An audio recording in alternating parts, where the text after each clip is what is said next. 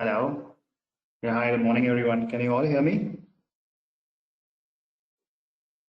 Yes, sir. Good morning. Hi, good morning, Ashwini. Hope everyone is doing great. Okay, so hi, good morning, friends. So let us get started, right? So I think people are still joining in, not a problem. So we can just, what we can do is, in the meantime, I can just take up your quick, any of your doubts that you may have, anyone. So we can spend starting 5, 7 minutes over there. So please let me know if you have any doubts or any questions that you would like to discuss before we proceed.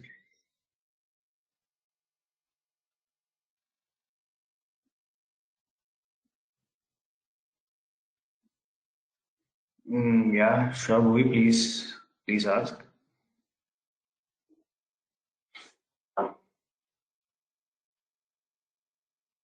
Hey, question that are on, directly talking to you. So you had said that our studio does not have any format, but then we went ahead and saved the file, and that too in a .r format. But I was thinking, I don't see very clear on it. Can you just you know spend a little time on that, please? Is my question Right, clear? sure. Yeah, I can hear it. Prabhu, the script is already there. I uploaded that script of yesterday's session yesterday itself.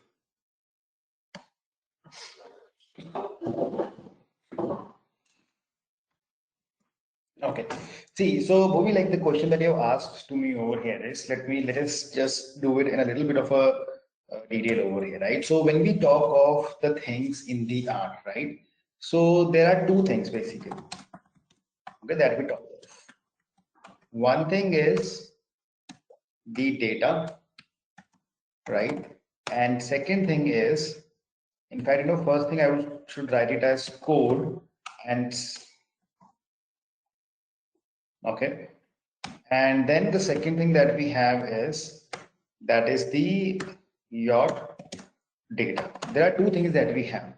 Now what we do is basically we can save either the code. I mean, code is something that we can definitely save, right? Because code is something that can be saved, because any code that you will write with the help of code, what you will be doing is you will either create data, okay, you will be creating a data with the help of a code. Like yesterday what we did was we created a vector, we created a matrix, right? So what was that? That was the data that we were generating with the help of the code.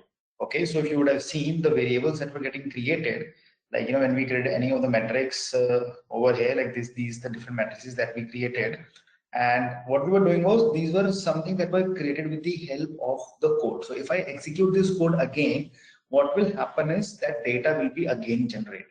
Am I right? So if you see, if the all these codes that that we wrote yesterday, so if I just execute it, my data will be back with me, right? So I will be able to see that I have Flipkart, Paytm, and the prices they get generated. Now this code that you save, that has a format that is .r, because you are saving that code. But this data that you see on the right hand side, it does not have any format, right? Because you cannot save this data. Okay, even if this data is coming from any of the Excel or CSV files, still what you will be doing is you will be kind of storing this data in the form of variables. Okay, so that is why I said this data does not have any format, but code is something, the script that you write, that is a format which you can save. So this is something that you cannot save. It does not have a format data. Making sense? Yep. It does. Yeah, and so does every other script, right? So for example, if I'm talking about Python or anything, the same Mhm. applies there as well, right? So in the Python also the same is the concept is the same. So you will be Correct. saving the codes and the extension will become .py. So those Right. scripts will be saved, and the format you will be bringing the data and kind of structuring the data, that will remain the same. Right. Thank you so much, Amit. No problem. Okay, so we have So Swati, you have a question while executing gets error. I'm sorry, I think your question. I understood the functions but can't execute. If you can just probably elaborate a little more, that will be really helpful. Oops. So Ashwini, you have a more complex question like why we have created the code, right? So we have created the code to work with the data, and extract the various forms of data that you have. So that is the reason, we have created this code, right? So everything that we do in the R is done with the help of a code only, right? For each and everything, you will be writing a code everywhere. So that is why, this code has been created.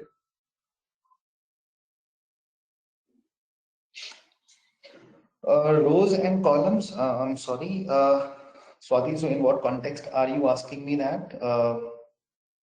Hello, Amit. Actually, yesterday we have one data of Paytm and Flipkart, and Right. we had to create it in the form of matrix in R. But Correct. I could do the Paytm and the Flipkart list, likewise how it is on your screen right now.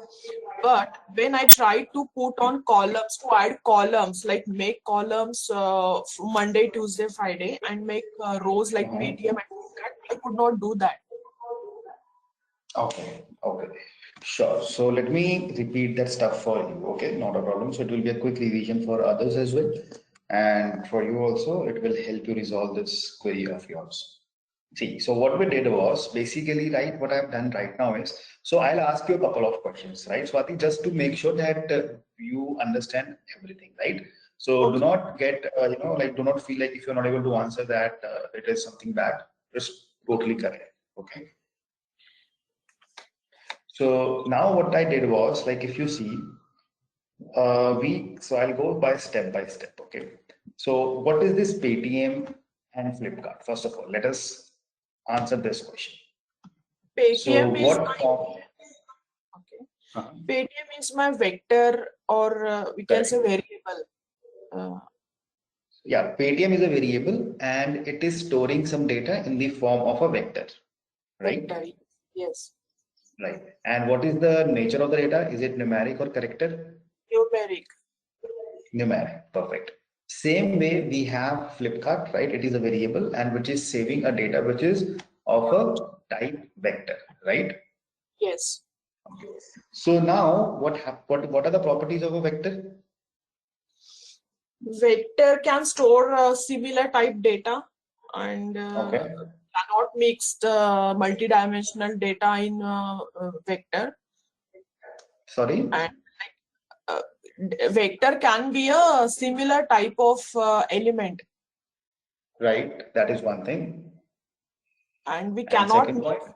different types of element in a vector. And numeric vector are written just like that in and character vectors can be written in the colons. Okay. And the third thing is the data that you generate with the help of the vector, it is one dimensional. Okay, this is a 1D, one dimensional data. So what Yes. we mean by one dimensional is, so let us see this over here. See, one dimensional means the data comes in one single row. So if I have numbers like 1, 2, 3, 4, 5, 6, this is one dimensional data. Okay, Uh-huh. but if you take a look at this, when we were the thing that we were doing yesterday, so this data, if you see, this is into rows plus column. So this is two-dimensional data. Okay. Okay, Yeah. right. So that is one thing.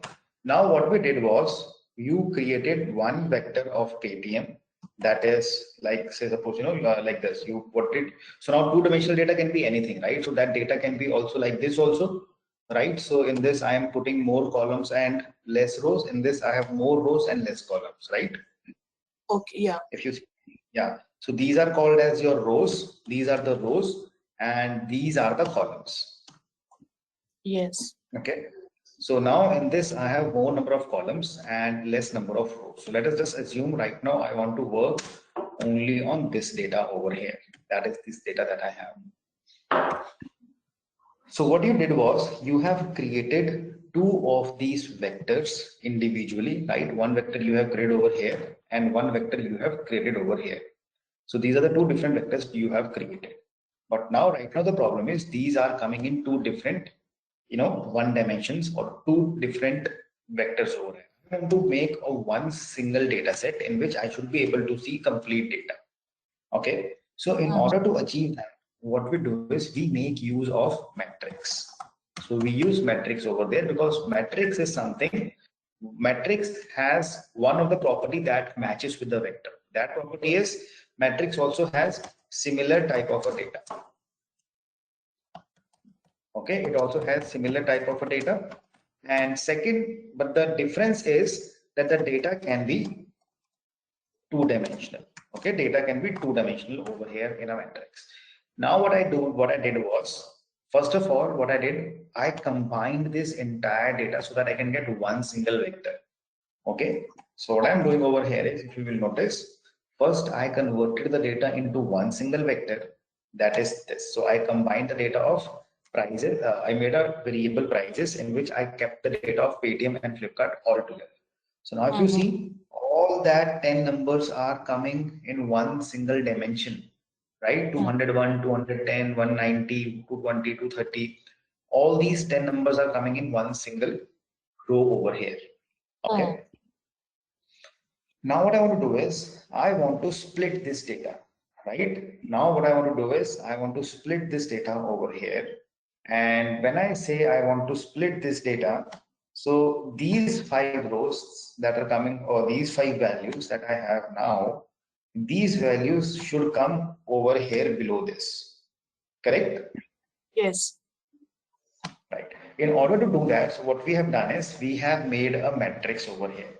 So we use the function matrix, and what that matrix does is I am saying I want to create a matrix, and in this I am using the prices, the same variable over here that we have these 10 values, but over here I have defined number of rows equals to 2.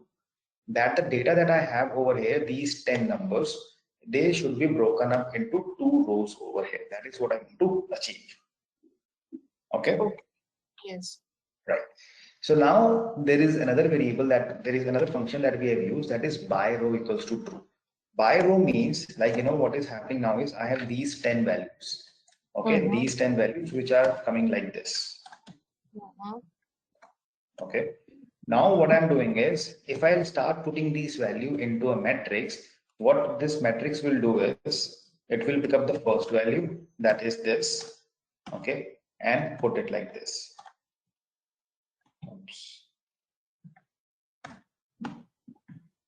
Like this. Then it will pick up the second value and it will put it over here. Then it will pick up the third value. It will put it over here. It will pick up the fourth value. It will put it over here. And then it will pick up the fifth value. It will put it over here. Now, is the matrix that I am creating, is it correct? No. No, right? Because my values are going here and there, right? These were the values of Paytm. They are coming in the Flipkart, correct? Yes. Yes. So that is why what we did was we said by row equals to true. By row means it will put all the values first row wise. So all the values first will come in first complete single row. Okay. Then the values will come from the second row and they will be published over here. That is how you will be able to create a matrix out of it. Okay, so that is the same thing that we have written. So by row equals to true means put the values row wise, not column wise. And then this matrix will be created and we can see it. So 201, 210. So I'm getting 2 rows now. These 10 values are split into 2 rows. Yes. Okay. And then what I did was, then I just defined the row names and the column names. I defined the row names over here and we defined the column names as well. Yes, I understood. Thank you. But actually, while writing in R, while putting the values in R, I was not writing like prices dot mat. That like how to get these commands. No, we have to write prices dot mat, and then No, these are the variable names, right? Prices dot mat and all these can be anything. you can write it according to yourself, right? So we try to make sure that these the matrices, these variables that we create, they should reflect that what type of a data are we storing. So you can name it anything. You can call it as ABC, XYZ, Amit, Rahul, Sumit, Sham, but you can call anything to this. These names can be anything. Yeah, Okay. okay. Now it's clear to me. Thank you. No problem. Okay, so then if I see over here, we have some more questions. Let me see from people. So Prerit by row equal to T, it is true, right? We are saying just that true or false means that by I want to put the values row wise. By row equals to true. Then can we have a syntax to transpose the matrix, find and replace the values? Okay. So find and read. So replace is something that I can expect that you can all do this, right? Just try to do it. So this is something that you've already kind of done as well. So this is nothing more than slicing and dicing. And Uma, you're asking a question, are matrix and subset same? No, so matrix and subset are not same. So, as the name itself tells, now this is the complete matrix. Subset is a section of that, right? Yesterday when we were extracting, slicing and dicing the data, right? That is called as a subset, right? From that complete matrix, you are extracting a part out of it. So that is something that is called as a subset of that matrix. Okay, it's a section of that matrix that we have.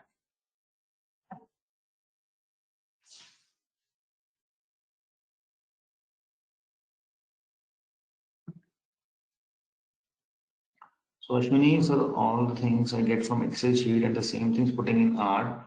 So why will, so the things that I was putting into the Excel was just for your understanding purpose, so that you can all understand it, right? So that is the reason I was putting it up over here. So the main idea is to understand how to write the codes and everything into your the R over here. So that is what the main agenda is. Okay. So now with that, let us just move ahead, right? So a couple of things that you all have asked, they will be kind of answered, as we move ahead. So like, changing the data, replacing the data, transposing that stuff. So all those things will be kind of answered as we move a little bit ahead with this training now. So let us start with this. Okay. So like yesterday, what we did was we started something onto the basis of the metrics. Okay, we created a matrix over here with us, in which what we were doing was we created a two-dimensional data set. Okay, but it was having the data of same type, right? The entire data was of either numeric or it will be all character in that. Now comes the main ingredient, I will say, of the R, that is your data frames. So what happens is basically most of the time you will be working on the data frames in your R. Now, what are data frames? Let us try to understand this. Okay, so data frame is where you have data frame is something where you have multi-dimensional data. Oh, sorry, you have two-dimensional data. You have two-dimensional data, but of variety of type. Right, so the data can be character also, the data can be numeric also, and likewise. So like, for example, let me try to give you a small example over here. Say suppose I want to create a small data set where I want to store the student name, I want to store the student marks. Okay, I want to store, say suppose the is male, is a student male or a female, right? So student name will be like, I can call it as STU1, STU1, STU2, STU3, STU4, right? And STU5. So these are the 5 students that I have. And their marks, say suppose, are 15, 16, 15, 20, 25, 30, 35, right? So now I am storing whether a gender is whether a student is male or not. True means student is male, and false means the student is female, right? True and false and true.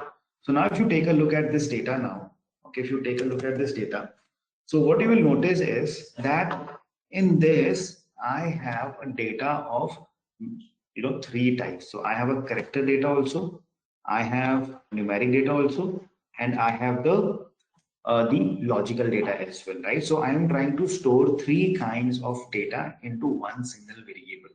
Now this is something that is called as a data frame.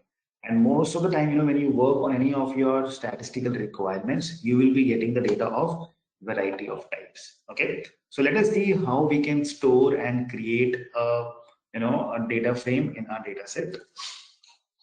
So what I'll do is, if I come over here to my R, let us create our first data frame. Okay.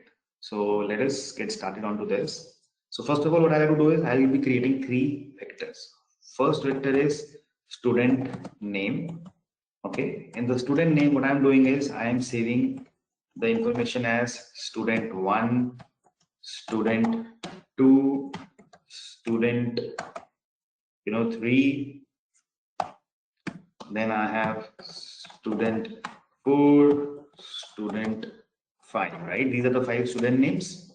So I have created that. So my vector is created, which is character type. Then what I have is I have student marks, in which what we are storing is we are storing the marks of the student. Okay, and let us see what the marks are. So the marks are these. We just copy this and paste it over here. Okay.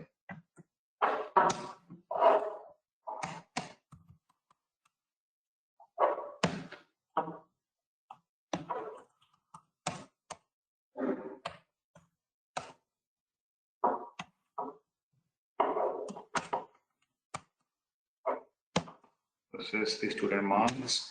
Then we have is male, and now what I will do is this is true, this is false, this is true, this is false, this is true.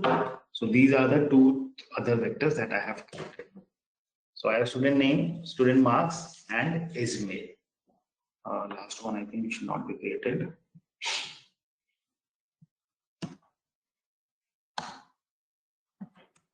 So here we have. Right, so just read these three vectors so I can share this code with all of you. So if you would like to save it, okay. Oh, I mean, if you would like to run it. So here is the code.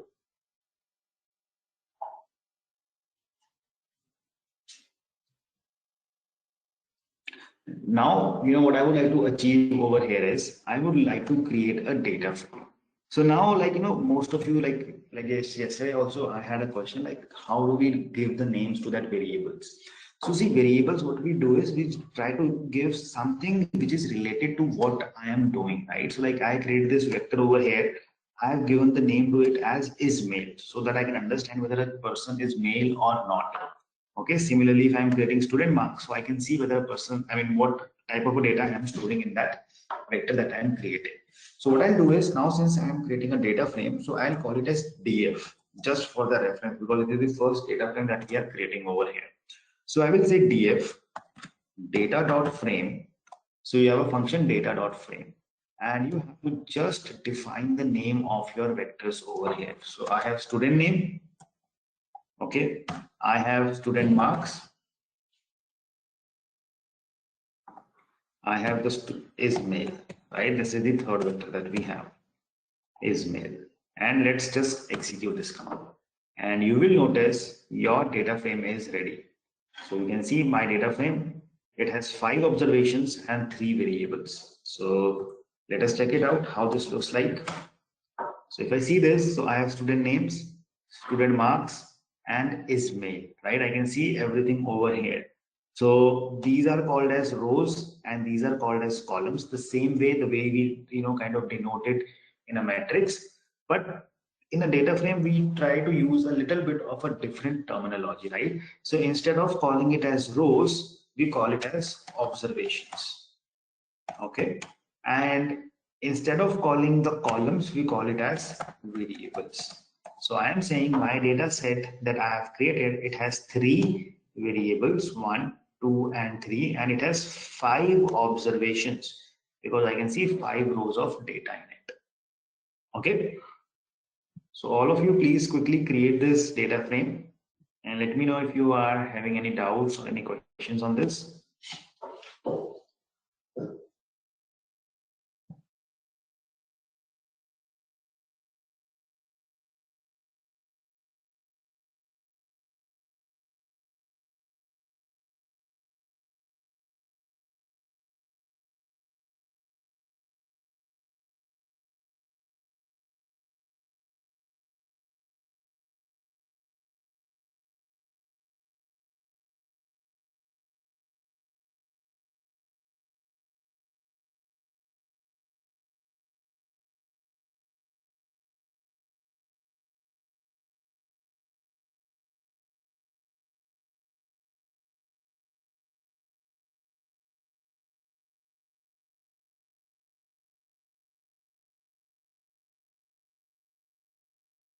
Okay, so Bhuvi has done. Others, I'll move ahead once I get the confirmation from all of you.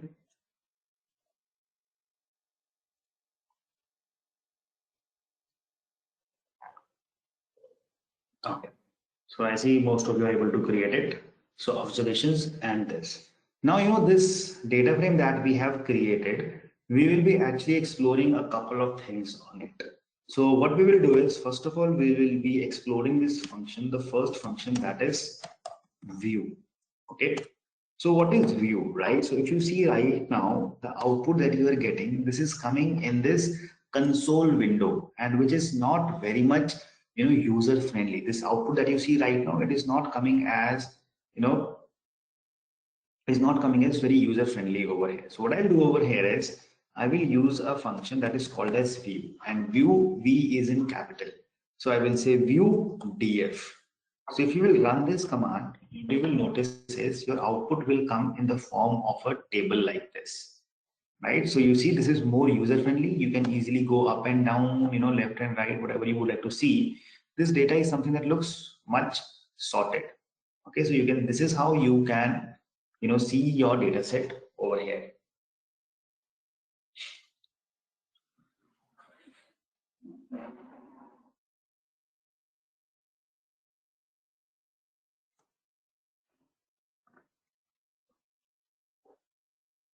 Done. Okay.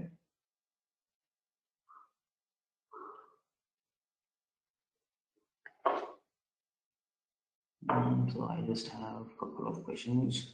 Nitin, you are letting student. So that's Nitin, your C is not in capital; it is in lowercase c. So please change that C into a lowercase. Sushma, okay, so we're having a power cut. Okay. So Ashwini, so this is small data, but if I have more data like we have 5,000, no, so you will not be writing those 5,000 rows, you will be importing that data from an Excel or a CSV file. So you will have to just import that data.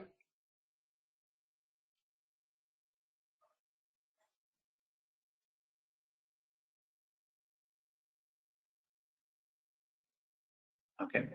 Now, what you want to do is, if you want to define something as over here, so yes, Subhakaran, yes, you can do that. If you want to define the row names, so same function will be used, row names, and you can give the row names as well. The same function, exactly the same thing will be used in this.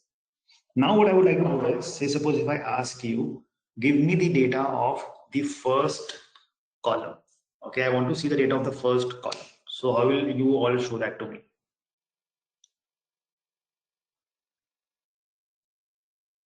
Isha, can you please put your code as well over here so I can take a look at it?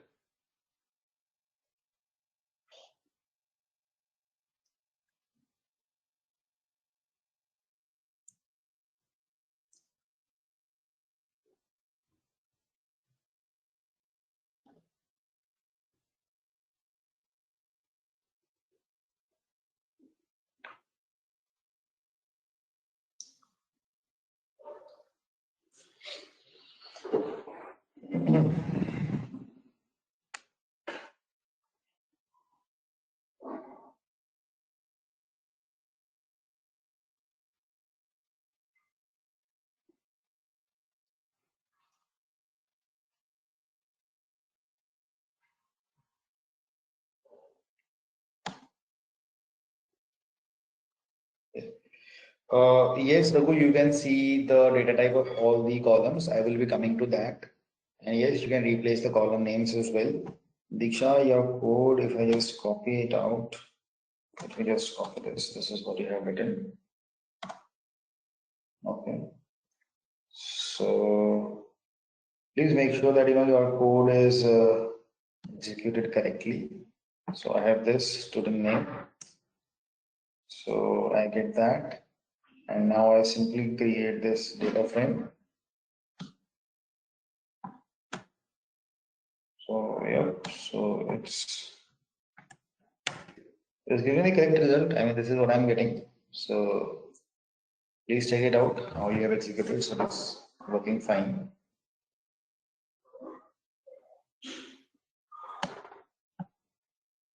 Okay, right. So like if I want to just see the first column in this, so what I will do is I will say df all the rows and first column.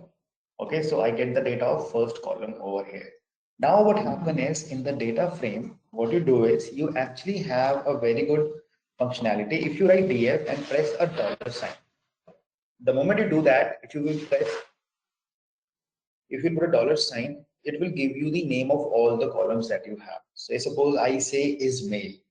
Okay, so it will show you the data of is male. So if you write df dollar student marks, right, it will show you all the marks over here. Okay, this is how you can extract the data from any of the columns over here from this data frame. Okay,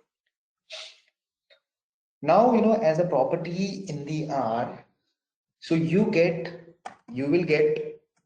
a lot of data frames pre-installed. You will get a lot of data frames pre-installed in the R.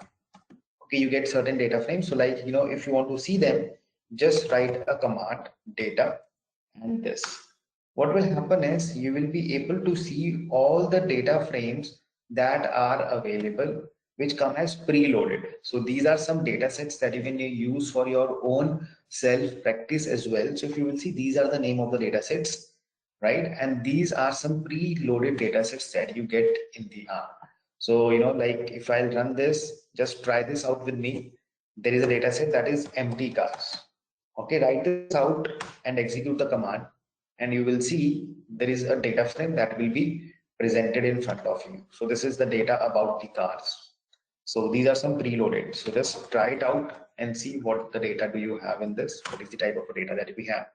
So you have MPG, cylinders, displacement, a lot of information regarding the different cars. Okay.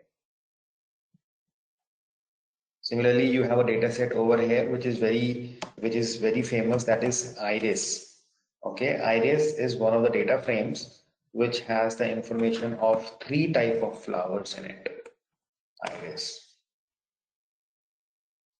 Okay, so these are the different the data frames. So over here you can see how many observation that data frame has and how many columns it has, right? So it has, sorry, columns over here, 5 columns, and it has 150 entries, means 150 observations. So this is how you can see and take a look at it, right? So Ashwini, if you see now, these are like 150 rows. So we have not typed it. So these are again, we are getting as pre-installed data frames.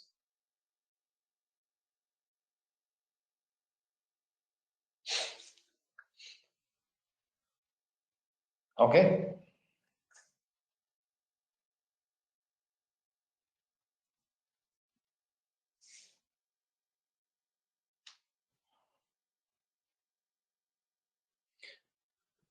I hope all of you are able to grab it. The data sets that I have mentioned over here, iris, empty cars.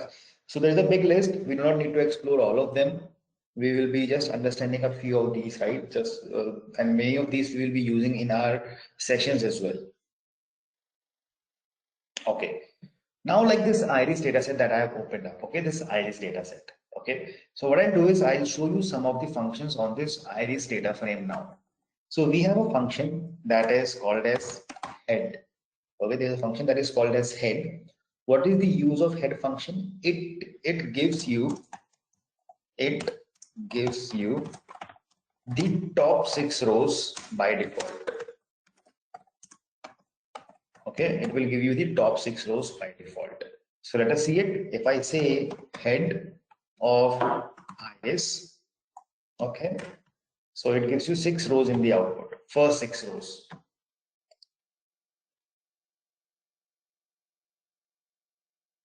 So for example, if you have a data frame with you and you want to take a preview of that, so you can say head of iris. So it will show you the first 6 rows on that.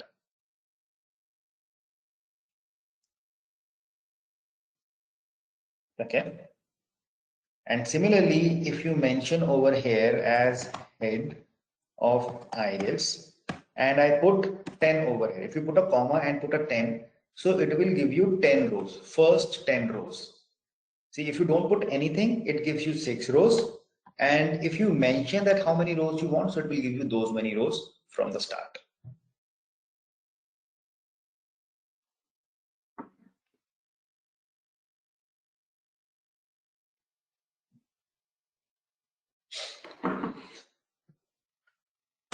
Are we clear on this? Anyone, any doubts?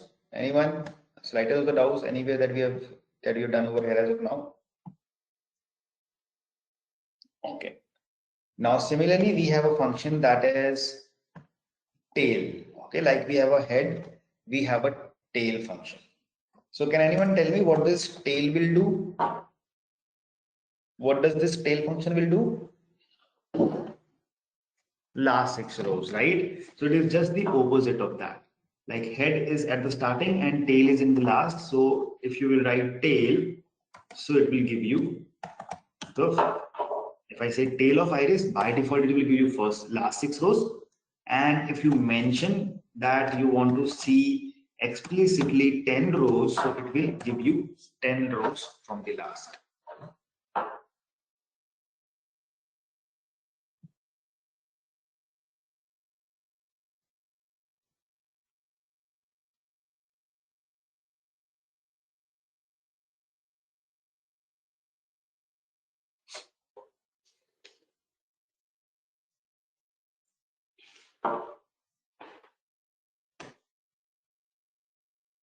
Okay.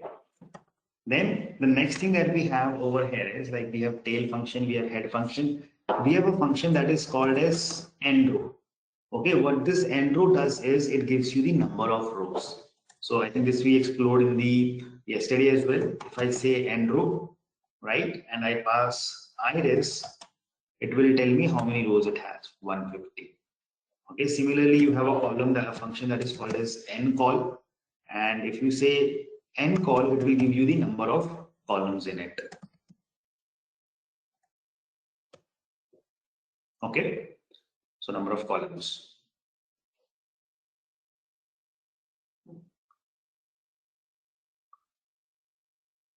Then if you will see, we have a function in this that is called as summary. Before summary, know what we can do is we will explore the other function that is str. Str is a function. It gives the structure of the data frame. Okay, it will give you the structure of the data frame. So if I say str of iris, see, now you get complete information. So if you see, it is telling me that data frame iris, it has 150 observations and 5 variables. Then it is telling you it has column sepal length, which is numeric. It has a column sepal width, which is again numeric. Petal length, which is again numeric. Petal width, numeric. And there is species, that is a factor. See, factor is also one of the data types, and I'll be discussing that, like what factors are. So right now you can just assume, factors are nothing. They are just like a category, the character data.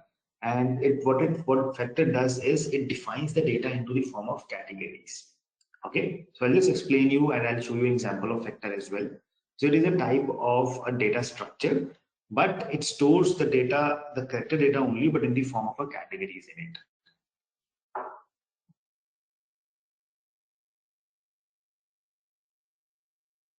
So Bhavani, so iris is not restricted to 6. It is the function head and tail which is restricted to 6. So when you use the function head and tail, so they give you the first 6 rows. and tail gives you the last 6 rows by default. And if you mention how many number of rows and columns you want, so it gives you those many rows and columns from the last. Okay.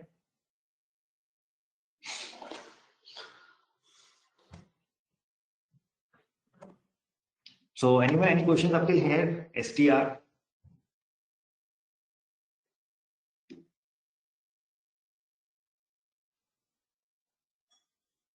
Okay. So moving ahead, we have another function that is summary. Okay. Sir, can we make any kind of change in pre-built dataset like Iris? No, you cannot make any changes to that. You can save that data in the form of a variable, right? So what you can do is you can create your own variables. Suppose I, you can call it as, say suppose I call it as Iris DS, Iris dataset. And what I'll do is I'll make the change into that. So I will save this data in one of my variables. Now what I'll do is in this variable that I have created over here, I can make my changes into this. Okay, sir.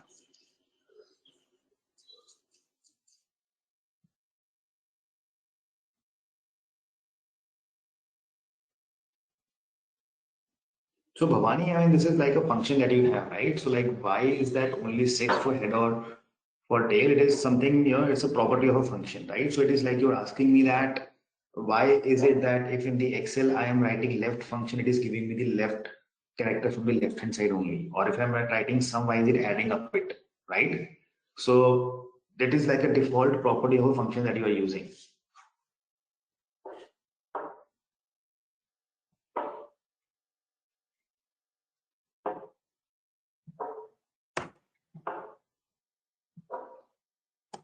Okay. So now moving next to this, now we have the next function over here, that is summary. Okay, if you will use summary, what this summary will do is, if I pass iris into it, okay, so now what summary function does is it gives you this statistical information about your data set. It will pick up each of the variables, like it picked up sepal length. It is giving you what is the minimum value in the sepal length, what is the first quartile, what is the median value, what is the mean value, third quartile, and maximum value. So it gives you the statistical summary about your data set when you run your summary function on it. Okay.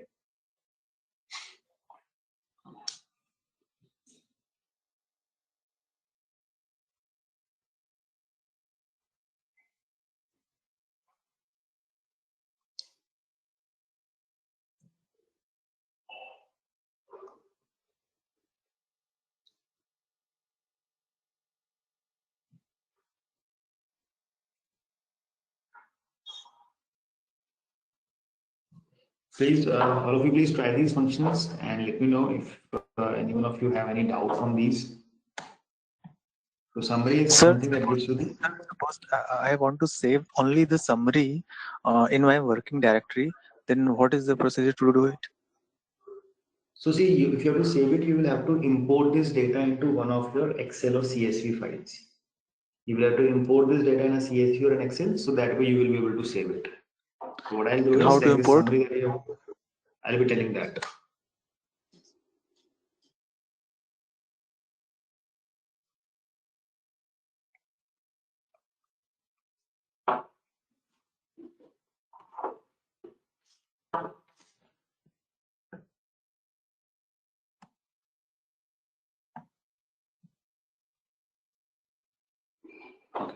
So now, so this is how you can find the summary of your data set.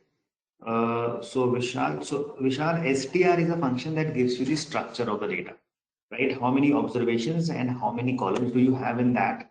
So it gives you that this is a data frame in which you have 150 rows and 5 variables, and it gives you the name of each of the variables, that is sepal length, sepal width, petal length, and petal width, and then it is telling that what is the data type of each of the column. Okay, this is what this STR function does. Structure, so it stands for structure of the data. How many rows and columns, and what is the data type, and what are the different columns that you have. Okay. Now what we will be doing is, now just all of you just open this DF that we all created, right? There was a data frame that we created. Now what I want to do is, say suppose, this data frame, this is a small data frame, right? That is why, I'm using this up over here. So what I want to do now is that, yeah, Rohini, I think your yawning is being heard by the entire class. So please mute.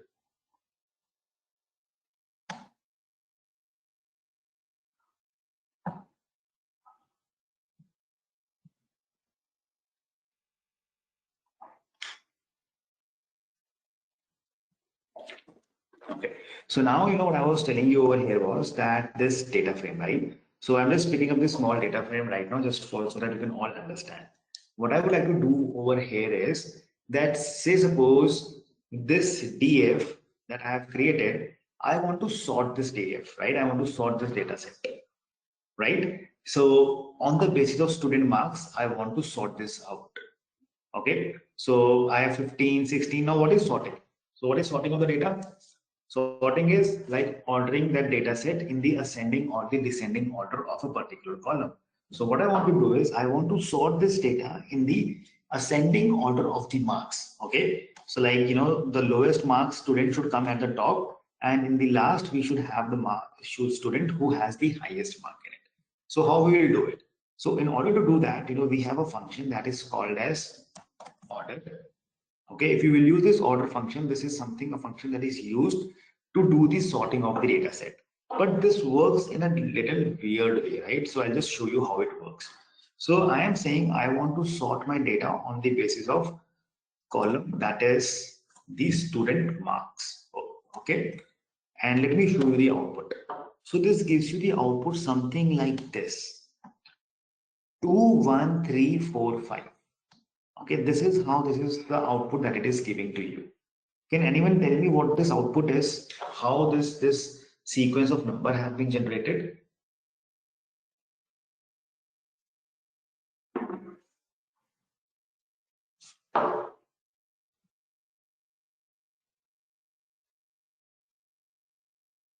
Okay. So if you will see this number that you see 2, 1, 3, 4, 5. What are these? These are the row numbers, right? These are the row numbers. So what is the lowest row number? That is the row number 2 that you see over here. Then what is the next row? That is 16. That is 1. 2, 1, and then third row, then fourth row, and then the fifth row. So it is giving you the row number in this sequence. Okay, it is not giving you the data, but it is giving you the row number in this sequence. So what I will do is I will save this sequence into one of my variable. Let us call it as ascending. Okay, I'm just creating one variable and in which I am saving this sequence. Now what I will do is I will update my data frame, and over here what I will do is I will mention that what I want to achieve. So I will say that the data frame that I have, okay, in this I want the rows to be into the order. So I'm defining the row order over here. I want the row order to be like this, comma, all the columns. And thereby I am updating my data frame, and let us see how this data frame looks like now. So you see, so what I've done is I have done this sorting of the data. Okay, so we have sorted out the data on the basis of this column that we have used.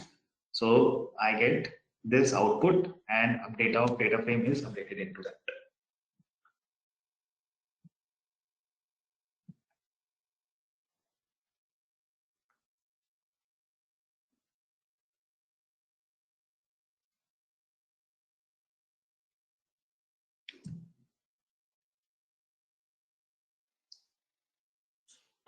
Are you able to understand it? How this sorting has been done?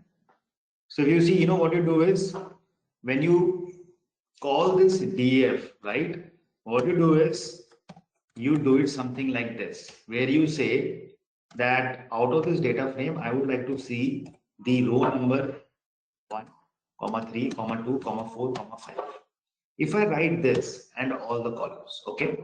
So what do you understand by this, the function that I have written? I would like to hear from you guys.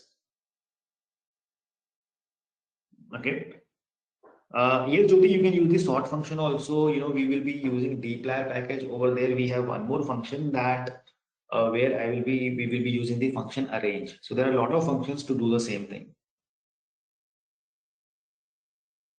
Okay, so you are saying Prerit, all columns and 5 rows, but 5 rows over here, their sequence that I have written over here is not the correct, right? It is first row, then the third row, then the second row, then the fourth row, then the fifth row.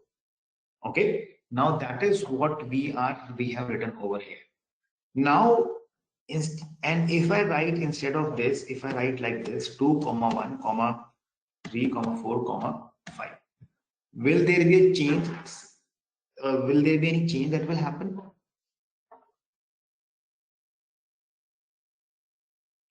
Versus the previous code that I had written? Will there be any difference? Is there any difference between this code and the previous code that I had written? If I write this and I write this over here. So do we have any difference in this? Correct, right? So like just let me just change it 1 and 3 and 2. So are these two codes different or they are the same? Different, right? So if you see in the first one, what I'm saying is I'm saying I want to have first the second row, then the first row, then the third, then the fourth, then the fifth. And in this code, what I'm doing is I am saying I want to have a sequence where I want to have first row, then the third row, then the second, fourth, and fifth. Okay. So now, this sequence that I have written, this is the sequence of the ascending order. If you see 2, 1, 3, 4, and 5. Okay. This is the sequence of the ascending order of the data. And this same sequence was generated by this order function as well, right? The same sequence was generated by this order function as well. So instead of writing that complete sequence, I have simply passed that variable over here. So I'm passing that thing with the help of a variable, because in this ascending, if you will see, what do I have over there? If I execute it, I have 2, 1, 3, 4, 5. These numbers only, right? So instead of passing and writing those numbers, I am passing the variable itself. So that will ease my job, right? So that is what we have done in this. Is it now making sense?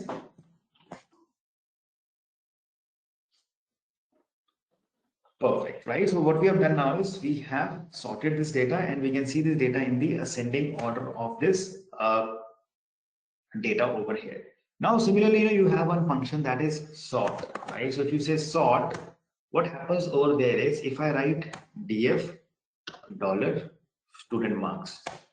So this is a function that shows you the complete data set over here, right? So this shows you the data. It doesn't give you the sequence of this, the variable or the or that particular function or that variable that you would have used. So somewhere, it is a little different as well, but end objective remains the same. The end objective will be the same only. So there is nothing much that changes into this. Okay. Now the next thing is, now we have seen the data that I sorted. This data was sorted in the ascending order. Now what I would like to do is, I would like to sort this data in the descending order now. Okay. What I will do over here is, I want to sort this data in the descending order. So in the descending order, there is only a one slight change that you have to make. I'll create another variable, descending. In this, we just pass the minus sign. If you will pass the minus sign, it will sort the data in the descending order. So if I say DESC, let us see how the output looks like. 5, 4, 3, 2, 1. So this data is now in the descending order of that complete data set that we are using over here. Okay. So that means descending is just you have to put a minus sign. So if I now say that the DF that I have, I want to have this data frame in the descending order. So I will pass DESC rows and all columns into this. So you will now see the DF, it comes in that, the descending order of that.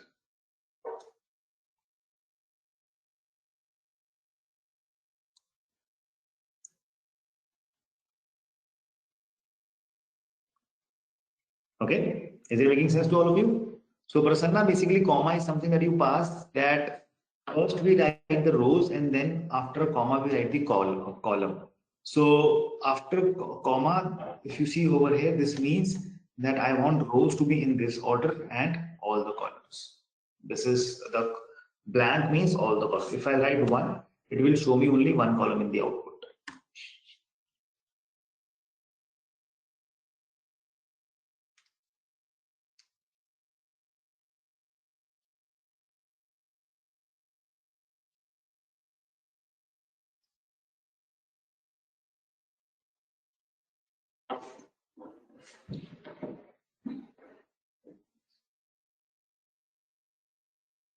Yeah, Harmeet, so you want me to explain that ascending again? Okay. See, let me just try to do it one more time. So say suppose, this is the data that we have created. Okay, this is the same data set that we have created. So if I ask you that if I want to sort this data in the ascending order of student marks, right? So what are the changes you will do? I want to sort this data in the ascending order of student marks. So how will I get that thing?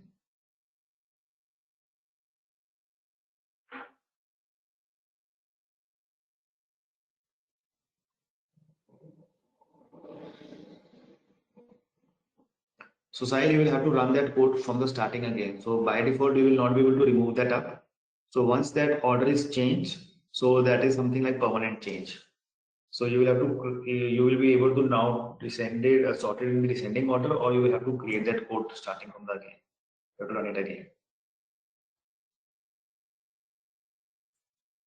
Yeah, Arvind. So just I'm asking you the question.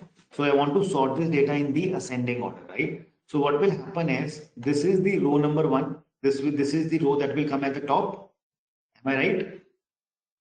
Then you will have this row, right? Yes, sir. Right. Okay. So if I just write down the row number, then at the top I will get the second number row, then I'll get the first number row, then I'll get the third number row, and then the fourth, and then the fifth. Am I right in saying this sequence that I've given? Right. Right, sir. Okay, now this same sequence is something that is being generated by the ascending function. Okay, the data frame that we are creating, when I run this order function, when I'm passing this order function, so I am sorting this data in the ascending order. So I just created a variable by the name ASC, in which what I'm doing is I am saving the data in the ascending order of the student marks. Okay, now when the data is saved in the ascending order over here, so what will now happen in this is that this same sequence number that I have written, that will be generated. Okay, that is 2, 1, 3, 4, 5. So what I'm doing is I am saying that the data frame that I have, I just want to have this data in the order where the rows should come in this sequence, and I want to have all the columns. So this is exactly what I'm doing. So when you say df 2, 1, 3, 4, 5, instead of writing that sequence over here, I am passing that variable into it in the order of which the data set has to be sorted. Making sense now? Okay, sir. Right.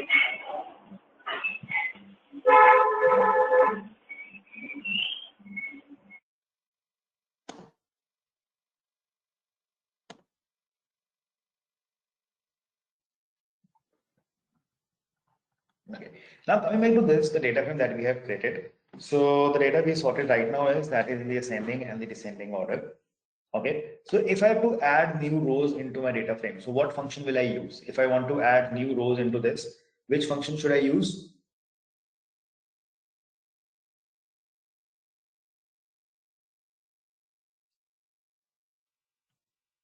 rbind, right? So you will be using rbind in that. So now, something that we will now discuss over here is that is something that is called as operators. Now, operators, what are operators? Operators are basically of two types. One is called as comparative operators,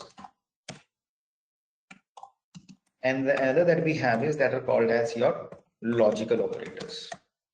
So, I will be coming back to this again to the data frames after, explaining you this thing, comparative operators and logical operators.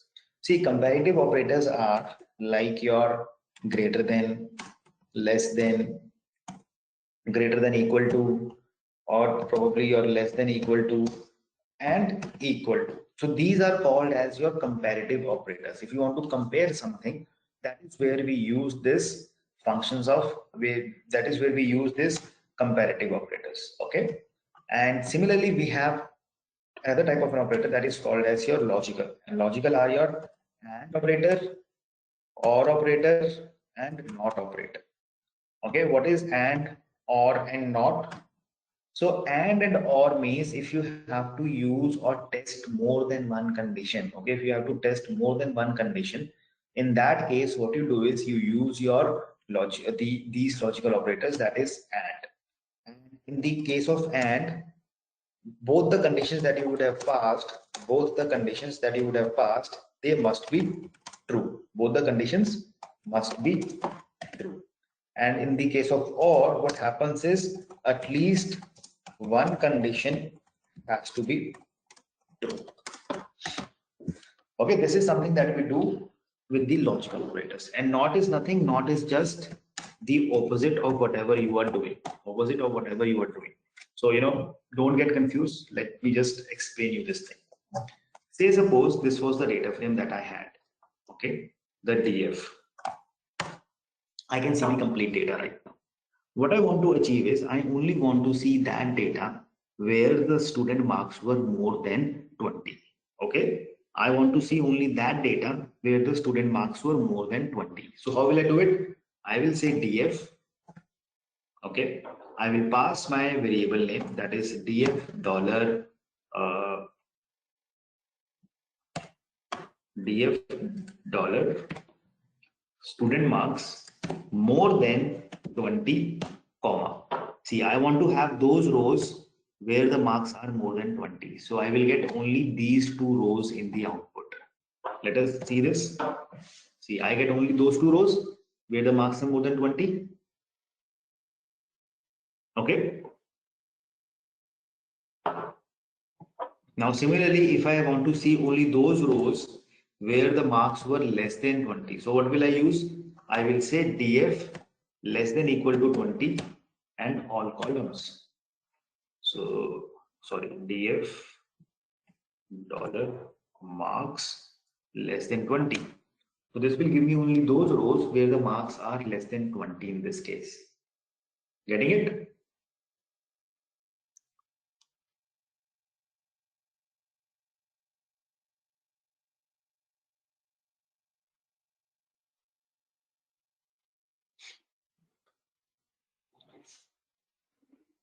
Okay. Now what I want to do is I want to see the data only for the students who are male. Okay, I only want to see that data for the students who are male. So how will I do it? I will say df dollar is male is equals to true. See, for equal to operator you have to use this symbol, double time, 2 times equal to sign, comma this. So now you get only that data which are male.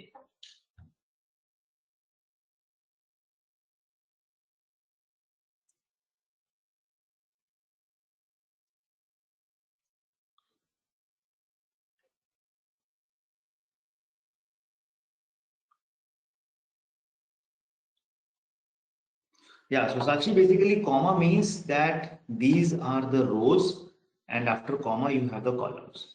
So this is how you will have to write it. Rows with this condition and columns, all the columns. So that is how you end it.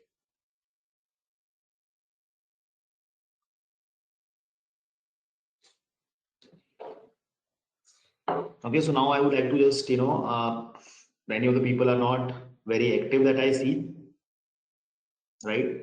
Raniti, are you grabbing up the things? Ashwini, Ramesh,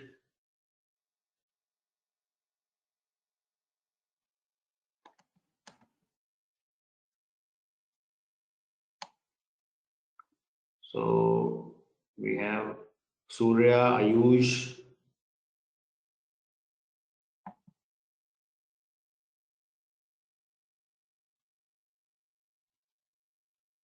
Right. So right, Sakshi. So in that case, if you want to have selected columns, then only you will have to put that the after that comma. Which column do you want in that? Okay, perfect. So now what we will doing, or what we will do over here is that the data that I've generated is just for today. Now what I want all of you to do is write the code to generate the data of Setosa from iris dataset. So there is the iris dataset that you all have. In that iris dataset, from there you have to just generate the data of your Setosa. Just do that.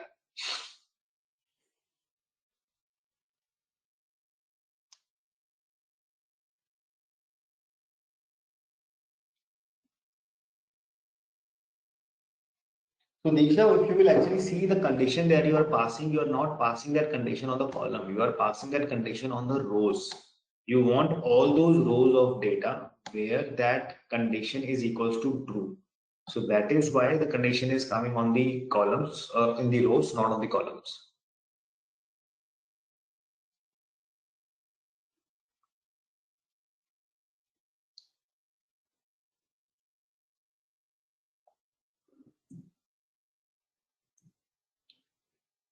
Okay, so all of you please do this question. Write a code to generate the data of Setosa from this iris data set.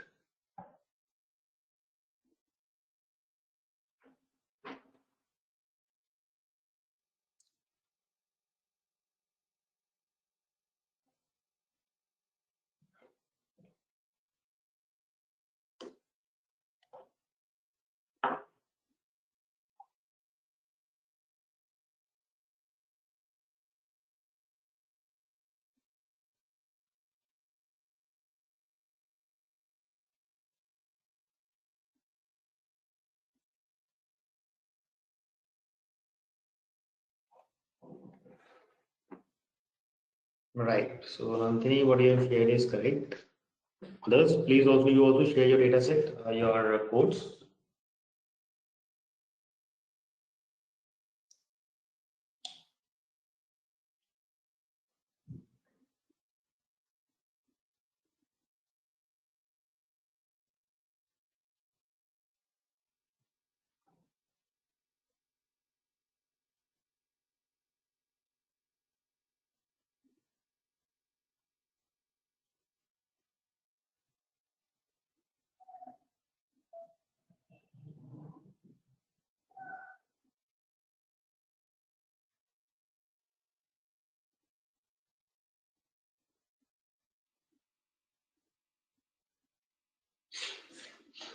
Okay, so I only see 3 people. Others, so we have 40 plus people, so I want 40 plus codes over here.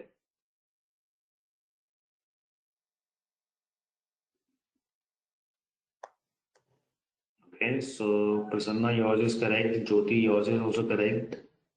And right, so Baldev, yours is correct. Right, so Lovepreet. So Swati, you have used this, okay. Right. See, now what I would like to do is, now you all have given me the data for the Setosa over here, right? So you are saying iris, okay. I want to see the data where iris dot dollar comma species is equals to Setosa, right? This is the code that you all have given to me. This comma. Okay, I can see this complete data. Now what I want to see is I want to put more than one condition. I want to see that data set where the species is your my Setosa plus my sepal length, right? This sepal length should be more than 5. I only want to see those number of rows. I want to see that data where my species is Setosa and my sepal length should be more than 5. So I want to validate my data on 2 conditions. So how will I do that? So in that case, I will have to use my logical operator over here, that is AND, right? So AND is something that is used to check more than one condition, okay? So let us see how we do that. So if I say iris, okay, In the iris dataset, I am saying that from the iris dataset, I want to see that data where my species is equals to setosa. And so how do we write and? For and you have to use ampersand sign.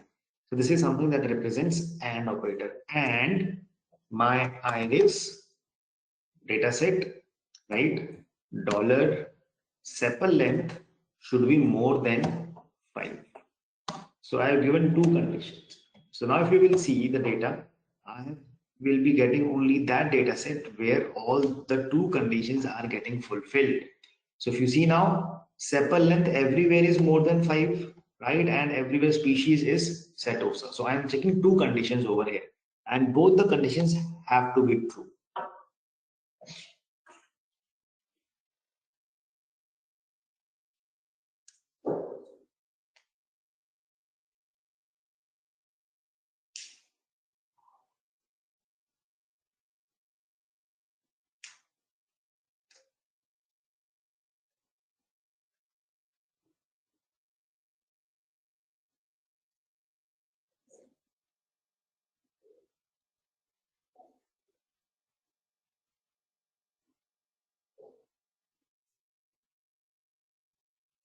Okay, all of you, is it clear?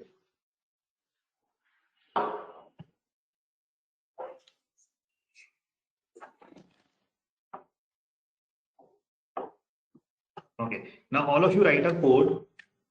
Write a code. So you have to use your dataset empty cars. Okay, from that empty cars dataset, you have to fetch that data where the cars have 4 cylinders and MPG, that is miles per gallon, is more than 20. So extract this data, all of you. So you have to write a code on empty cars. So you have a dataset empty cars, and you have to extract the data where you have 4 cylinders and mile MPG is more than 20. Please do it. So all the people who keep on doing it, please keep on sharing your codes in the chat window.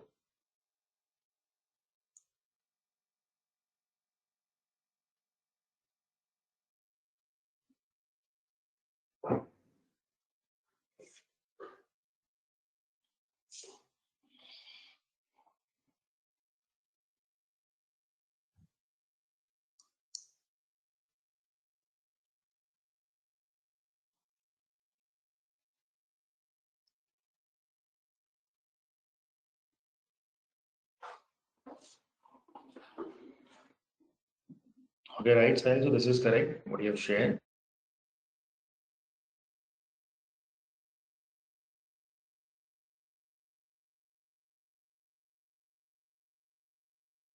I'll just be back in a minute, okay? You can just share your codes in the meantime.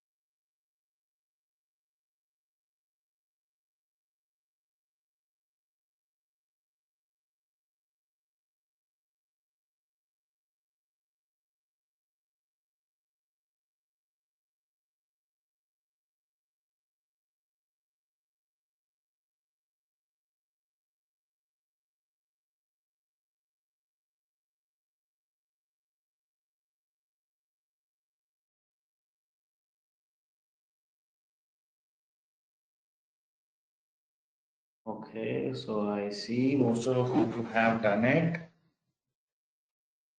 Perfect. Hi, so Sakshi, you are still struggling with the Satosa one. I see. Okay, so what is the doubt that you have? So can you please let me know? So like, are you talking about this part?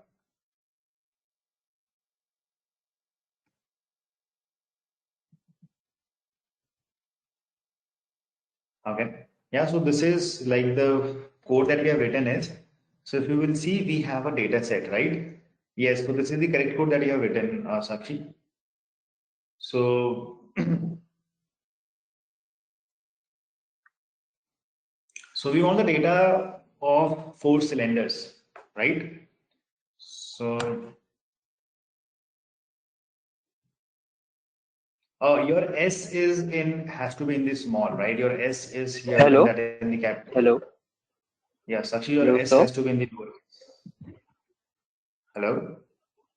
Hello. Yeah, yeah. So Yes, what yes. if we want data up to 4, like less than 4 and equal to 4?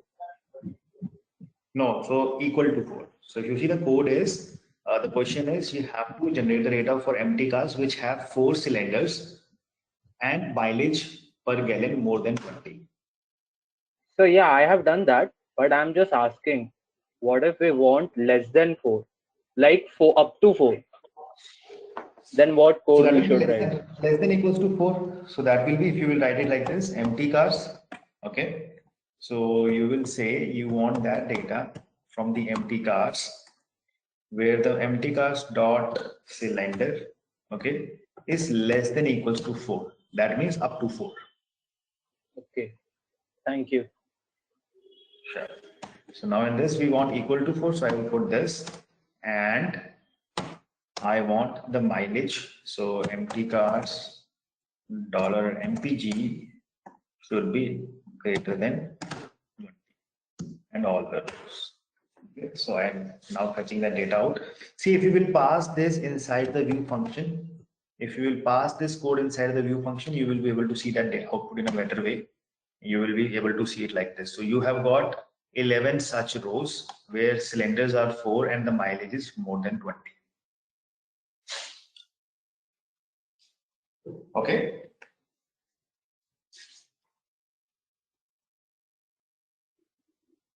Right. So now what I'll do is out of this code, now whatever we have done written over here. So what I would like to achieve now is, say suppose I want to achieve something like this where oh sorry, Prerit, you have written this, so you do not have any data where you have sepal length more than 20. So I think you just got confused between the two data sets. So they are the flowers, right?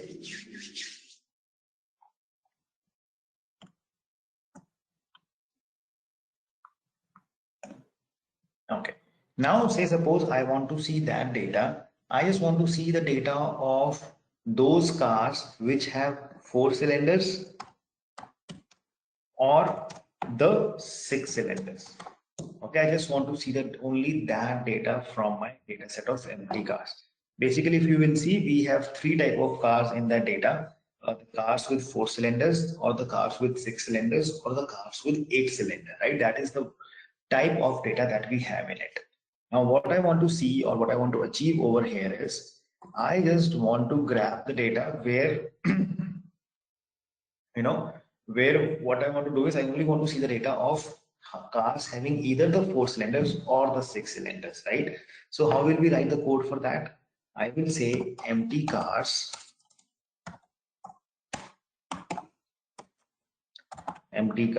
okay? I will say empty cars dollar cylinder equals to 4 or, right? Or is written by the help of pipe operator. You will have to use pipe operator for that. Or empty cars dollar cylinder should be equal to 6. So that means if any one of the condition is true, either this or this, at least one condition has to be true. So you will be able to get the data where you will be able to, you will be able to you will be able to see the data for only those cars which have 4 or 6 cylinders in it. So if you see now, I have got the data over here which have the cars of 4 and 6 cylinders only. Okay. So if I pass this in the view function, so I will be able to see it in the form of a table as well.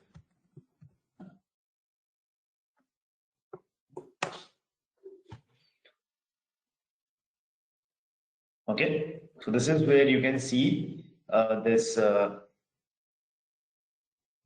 view over here which has cars 4 or 6 only. You will not find 8 cylinder cars over here. So Raghu, you're asking a question, can we have the option to save the view table? I mean, we save the view table as in.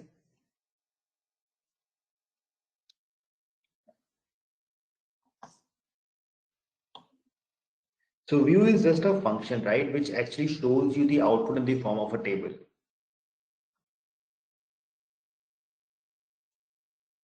Okay. Yeah, so that is Raghu and Nitin, we will be discussing that in a while, exported to a file that we will just be discussing in a little bit of a while over here. Okay, how you can export this into the form of different file types.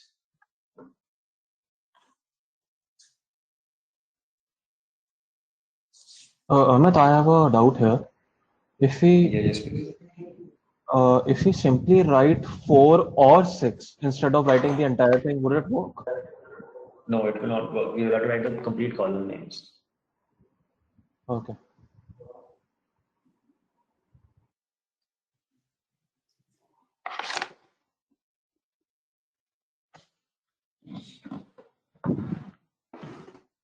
Okay, so this is how we work with the operators and we use these operators on the different data frames that we have. Now let us move ahead with this. Okay, so now what I'm doing is, so like you all are very anticipated to learn on the import and export, right? So let us take a look at it. So if you will all see, the link that I shared yesterday with you of that Google Drive. Okay, let me just go over there.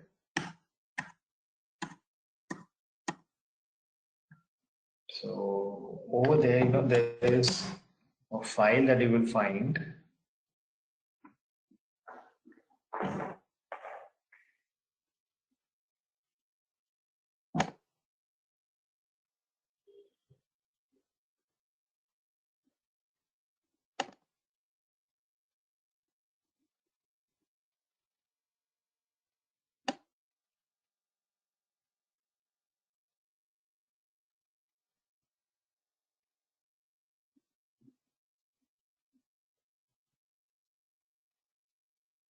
Okay, so let us do one thing for now. I will have to upload, that will take a little bit of a time.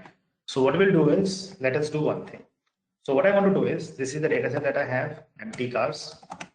Okay, this is the complete data set. Say suppose what I want to do is, I want to save this data into one of the CSV files. Okay, I want to load this data into my CSV file. What is a CSV file? CSV file stands for comma separated value file, right? It is something, a file that you use where the data is separate by comma. So what I want to do is I want to save this data into the form of a CSV file. So how will I do it? So for that we have a function that is called as write.csv.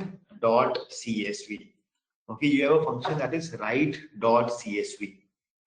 In this, what you have to do is you just have to define your dataset name, the data which you want to export. Okay, you will say write.csv empty cars, and in the double quotes you will have to define the path and the name of the file. Okay, the path as in where you will like to save that data, and the name of the file with which the data should be saved. So that is how you can export the data into a CSV file format. Okay, let us see it. So now, like many of you had a doubt yesterday onto the working directory. So all of you, please now let us try to understand that part from here, which will be or anyone who had a doubt yesterday.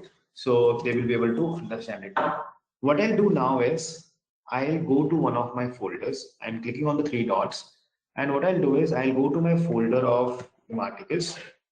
Okay. In this, I will say open it. Now you will see the data, the same folder has been opened up over here. And I will now do what I'll do is I will say set as working directory. I have set my D drive Imarticus folder as my working directory now. Now, what is the advantage of setting that particular folder as a working directory is I will simply write empty cars.csv. Okay, I will simply write the name of my file and I will execute my command. I complete path over here. So if I execute this command, what will happen is your data is command is executed. That means if I'll go into my folder, if I'll go into my folder of Imarticus, I should be able to find that data set created. So you see empty cars is created over here. If I open it up, I can see this entire data in the CSV file format now over here. Okay. So this is how you can import your data in a CSV file.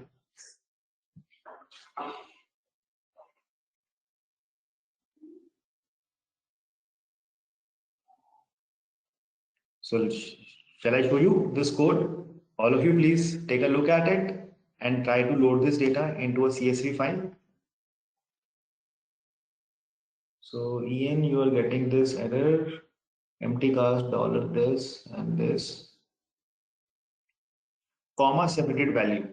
So CSV stands for comma separated value. So we have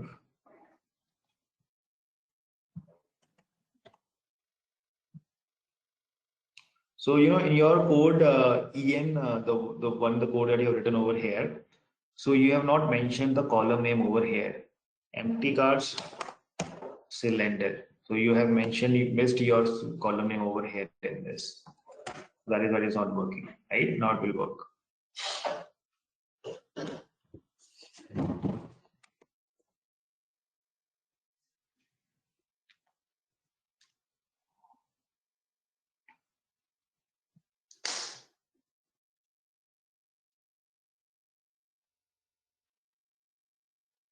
Class, please confirm if you are all able to load this data into a CSV. Are you all able to save this data into the CSV file?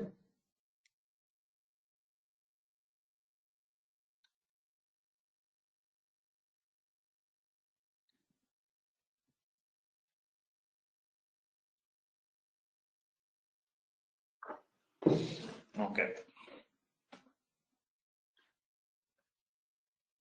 So sorry, to get the pre-installed data, you just have to write the command data. You say data and it will show you all the data sets that are pre-installed.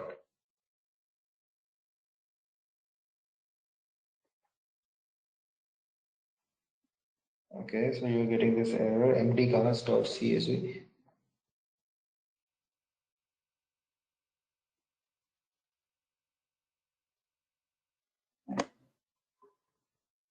So then I'm just copying and pasting your code over here. Your double quotes are not correct, right? Can you just check this out once? Just put it in a proper way. Just check your double quotes once and then Sir, my empty car file is not opening in Excel file. Why it is happening? So is it opening in a notepad? Yes, sir. Yes, sir. So no, you can do what you can do is you can open it up. So if you will see, if I show you your file would be opening like this. If I just click over here.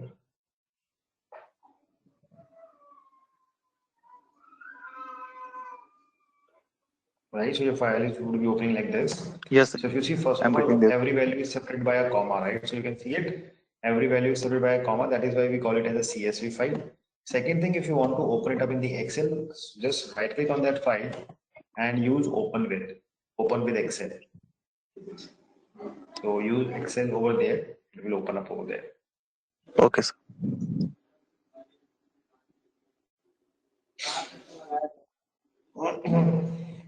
So Vishal, I would like to understand, have you set it up that particular folder as a working directory? I mean, you would have selected the folders by clicking on the three dots, and then did you click on this more set as working directory? Probably your working directory is not set and it is still being saved at the previous folder only. So that could be one of the cases that could be happening in your case.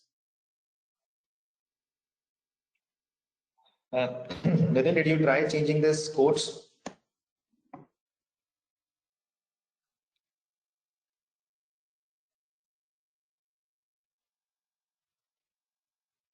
Okay, right. Now you see, so this is how we achieve that up. This is how I have written this data over here into my CSV, and similarly, right? Similarly, the scenario can be opposite. If I want to copy a data, right? My data is already in one of my CSV files. What I want to do is I want to extract that data from that CSV file and save this data into my and bring this data into my R environment. So how will I do it? So everything remains the same. Instead of write.csv, you will say read.csv. Okay, if you will use the function read.csv, so I will have to save the data in one of my variables. Let me call it as cars. So I'm creating a variable over here by the name cars. And in this, what I will do is I will say read.csv. I will just pass the file name. So empty cars.csv, that's it. And your data is loaded from that CSV file and you can check it out. So this complete data is coming over here in this file over here. So I have loaded this data from an external source right now.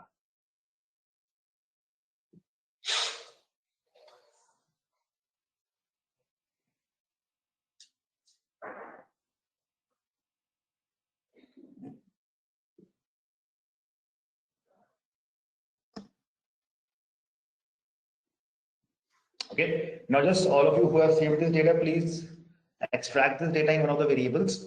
So what I'm doing is I'm just extracting this data over here, read.csv from this variable over here. Saving this data in this variable now.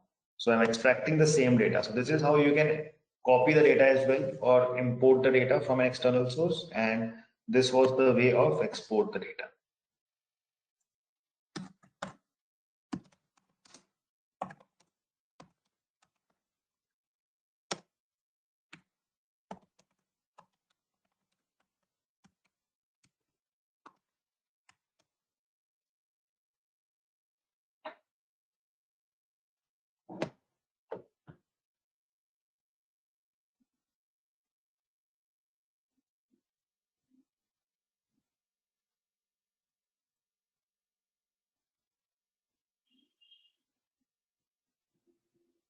Okay, are you all clear on this? Anyone any questions or doubt over here?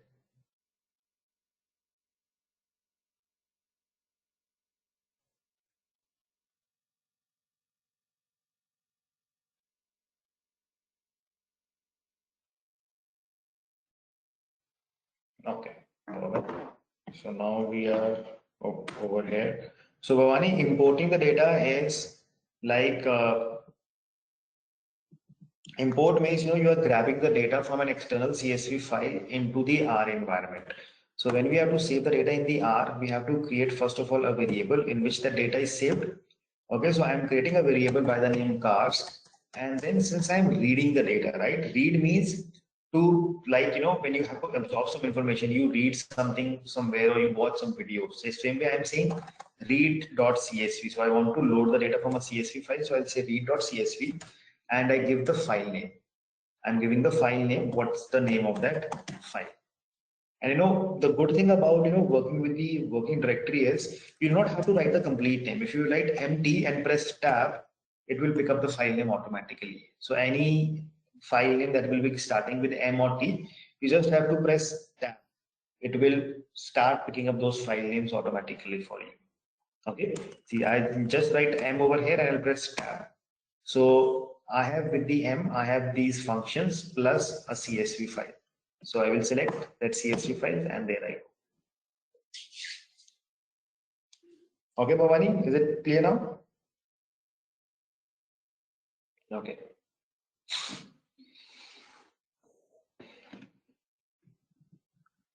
Now what we'll be doing over here is once this data is loaded, so we have just quickly seen over here how we load the data and write the data as well.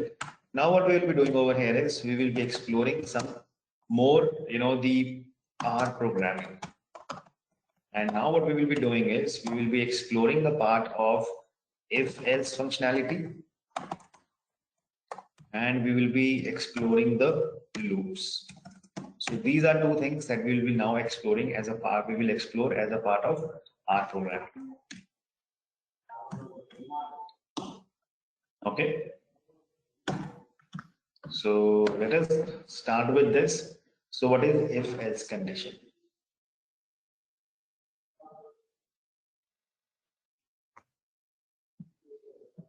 So what do we understand by the if else?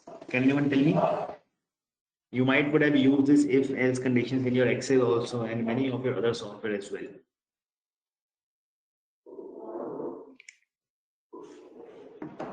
Oh, sorry. So this not operator, right?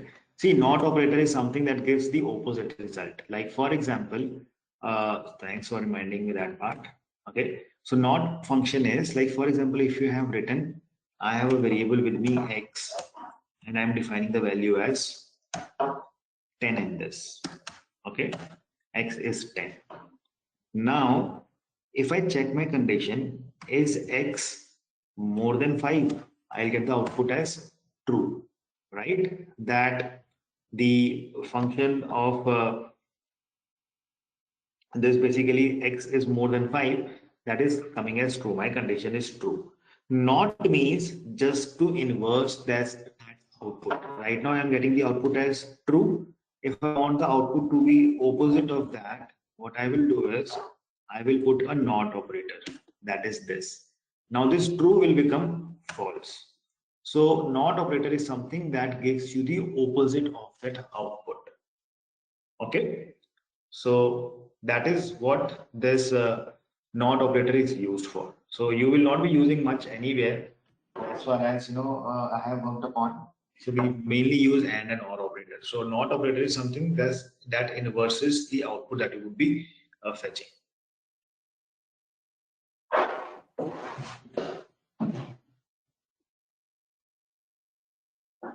Okay. So exclamation mark is something that you use for or, right? If I say X is more than 15, so this condition will be false. If I'll apply a not operator before it, it will become true. So this is what this or operator does.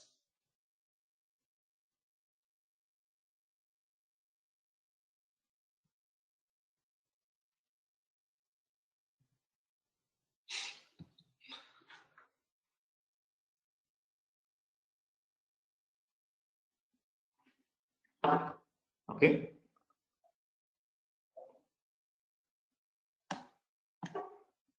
So Swati, which part do you want me to repeat? If function. If we have not done yet, if is something that we will be using. So I was just explaining this not operator. The not operator over here, that what this not operator is doing. So not is something that gives you the opposite of that output. Okay. Yeah.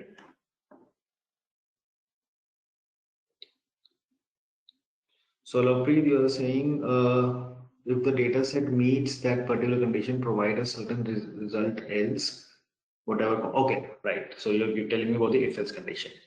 So Mozam Sadiq, so we will be using the join in a little while, right? So we will be doing the concept of dplyr package. So over there, I will be showing you what and how we work with the joins. Okay.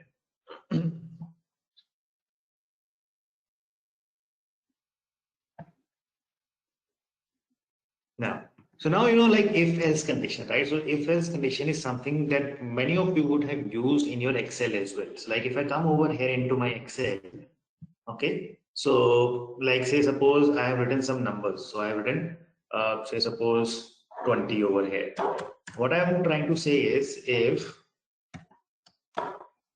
this number equal to if this number is more than 10, I want the output to be as high, right?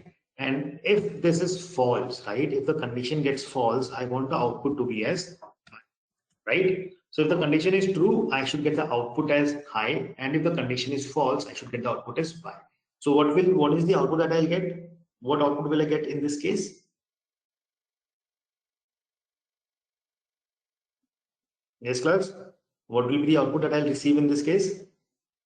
High, right? So if I execute it, so this is the high condition. So now this is exactly what if else condition is used in our R, in your R as well. So let us see that up. So what I'll do is let me create a variable over here. Let us call it as a variable as y, and I'm saving the value as 20 in that. Okay, I'm saving a value 20 in it. So let me execute it. Now what I will do is I will use the same logic. I say if, okay, if I'll put my condition, if y is more than 10, okay, if y is more than 10, what do you want? So you will write your code over here. So how does the if condition works in the R? You will say if, you will write your condition, and if the condition is true, what should be the code that should be executed? Else, you will say else, and then what should be the code that should be executed? So what I mean over here is, if the condition is true, this code will be executed. If the condition is false, then this condition will be executed, correct? This is what we mean by if else condition. So I am saying if y is more than 10, I want to print y, okay, else, okay, so if I, otherwise I will say else, I want to print y. Okay, now I'm just doing the same thing over here. So if the condition is true, so my condition is true, so I should get the output as high. So I get the output as high over here. So I'm checking my condition. If y is greater than 10, then print high, else print y. Okay. So this is what if else condition is used for. You want to check your condition. If the condition is true, what should happen? And if the condition is false, in that case, what should happen? So this is where the if else condition is used. And you have to be very careful in this indentation, like where this brackets are ending. From there itself, the else should start. If you by mistake write the else in the next line, it will give you an error. Okay, so indentation is little important in the case of if condition.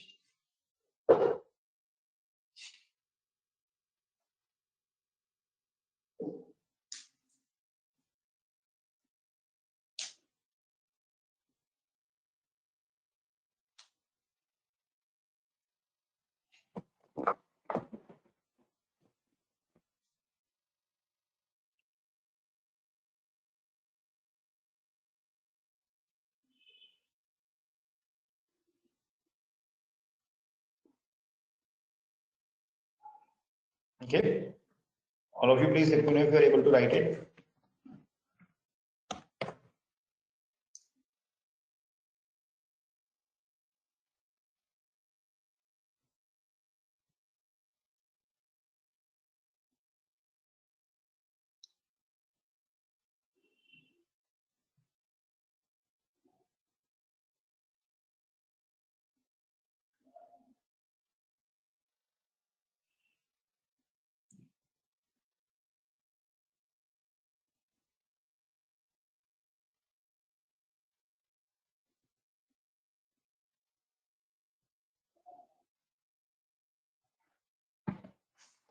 Okay, so shall I move ahead?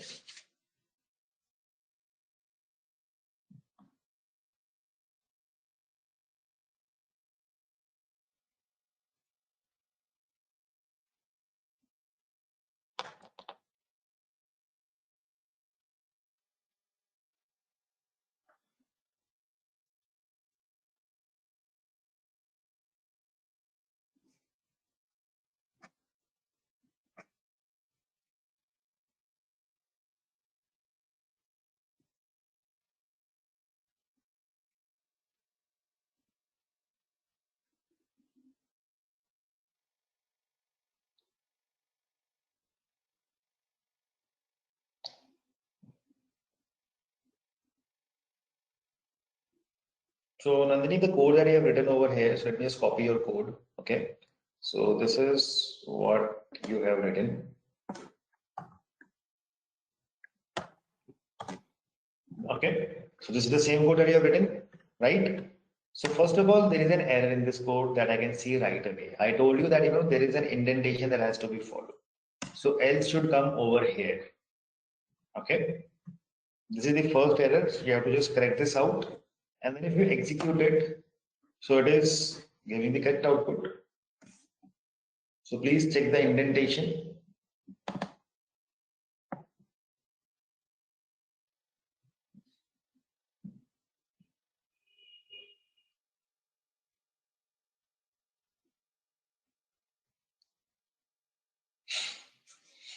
Okay, so class, is it clear? Swati, Ayush, and others?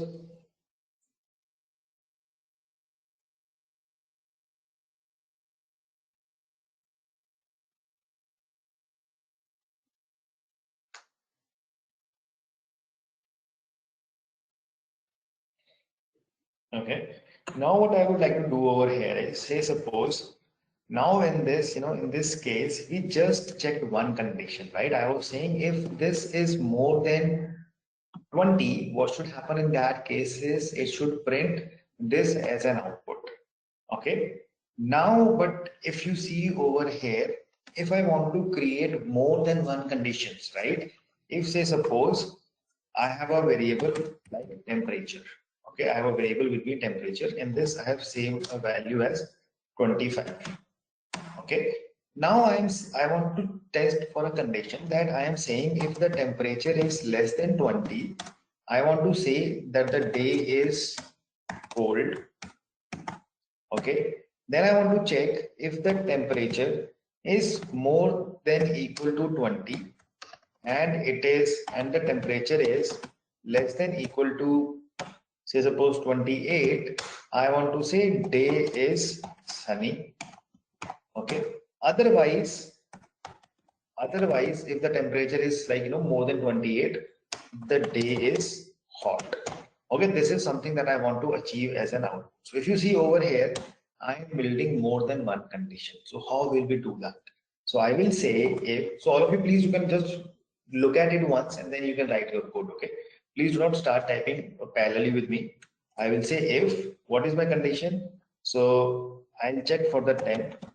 I am saying if the temperature is less than 20, okay, what do I want in that case? I want to print the day is cold. Okay. Else if, so I'm now putting another condition. Else if, so we'll put next condition. If the temperature is more than equal to 20 and temperature is less than equal to 28, then what do I want? I want to print the day is sunny. Okay. Else print the day is hot. So this is what I'll be writing my code as. So I have created two conditions, right? First condition is over here. It will check the first condition. If the first condition is false, it will check the second condition. If this also gets false, it will print the day is hot. Okay. So my temperature was 25. The value that I saved was 25. So what is the output that I should get? What output should I be getting in this case?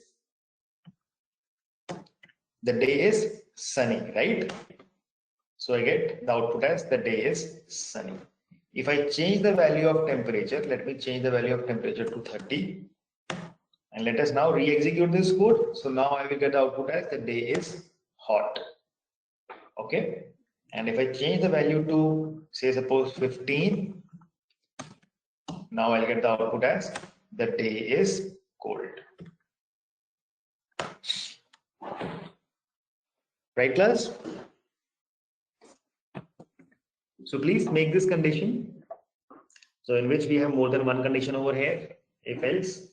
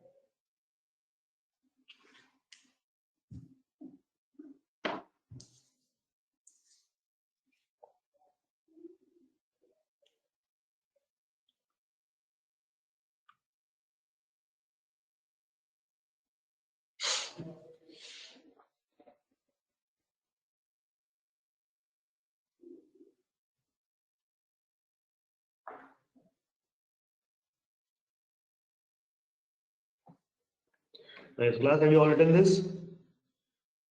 I can share this as well over the chat if anyone wants.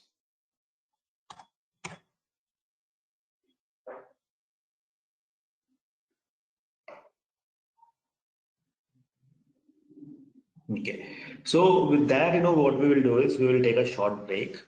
Okay, we will take a short break over here and let's catch after that. So it's 10, so let's start around 10:20.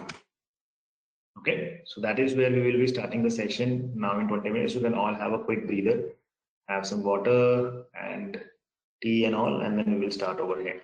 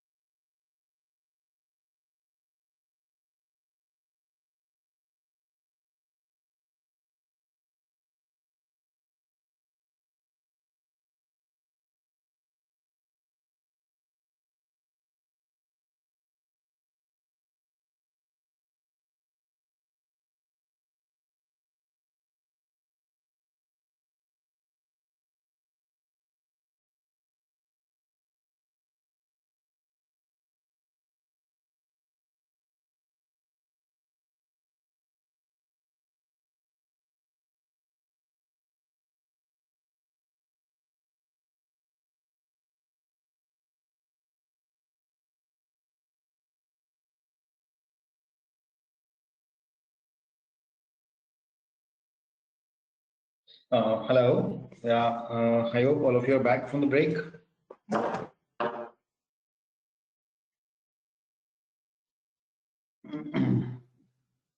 Okay, so I see a couple of questions. So Raghu, like you have some doubt in the import and export. So Raghu, you do not have the similar syntax, like like if you want to load the, if you want to import or export the data from a PDF or XLS. So for that, what you have to do is there are certain packages that you have to use. Okay, like if you want to read and write the data from an Excel file, so you will have to use a package that is read Excel, right? So that is a package that we need. So we will be discussing on that, like what are packages, how to install it, and how to use them. So you will not find the straightforward functions for doing that. Okay. And there was a question, Sahil, you want to generate some random numbers? So yes, you can do that. I mean, there is a function that is runif. Okay. If you use this function runif, what this does is it generates the random number for you.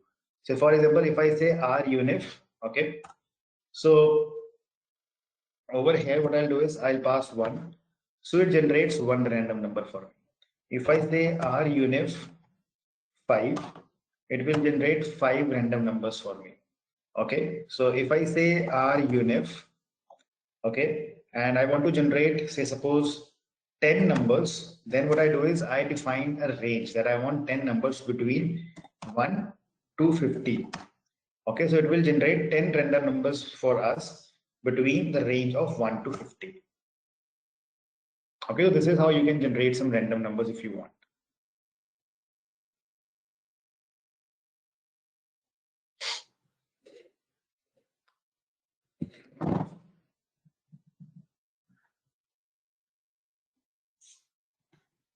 Okay, so now let us move ahead, right? So this is how we saw how we can use the function of if and else, and then we also saw how we can use some else if. So if you want to build more conditions. So similarly, if you have multiple conditions to take care of, you can keep on putting else if over there, and you can build your multiple condition in that scenario.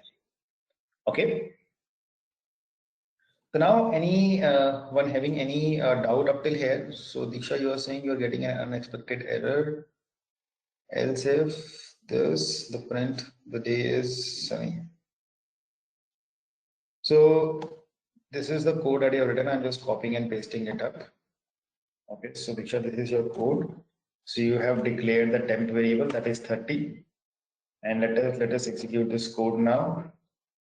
And over here, so there's a problem of brackets that you have used. Okay, so this is up till here, it is correct, it goes fine. Then you put your else if condition, and then you say, okay, this is correct.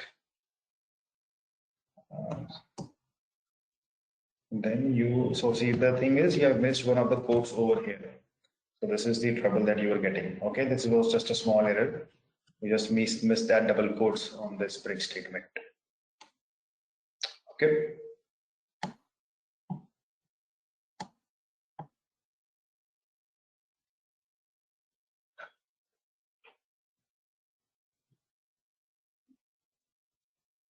Supreme, there is no such shortcut for that. I mean, that is something that comes automatically. I mean, so we do not have to change some settings and all. You just have to type and it should give you that read.csv. So just wait for a second. I mean, it gives you that automatic suggestions.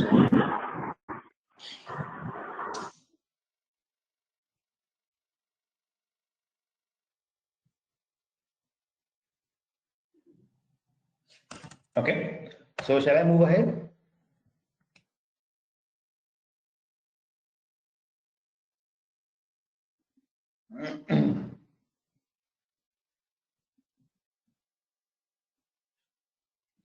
Now what I'll be doing over here is we will be working with the loops. So now my first question that comes to you is like, why do we need loops? Is anyone aware? Like the people who are already from the background of coding and all, they would be aware of this thing, the loops concept. So I would like to understand from you, like, what is the thing that comes to your mind that when we talk of loop? Sorry, Saloppreet, you are having a doubt. It's only picking up a part of the data. Sorry, so okay, you have shared this code over here.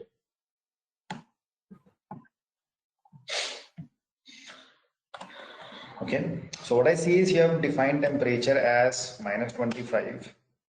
Okay, and in this case, your output should be coming as the day is cold. Okay, so I get the output as the day is cold. So that's it. So what's the error in that? Because you have given the number as -25. Okay, so please make it 25 if you're having that trouble. So that way it will give you the output as the day is sunny.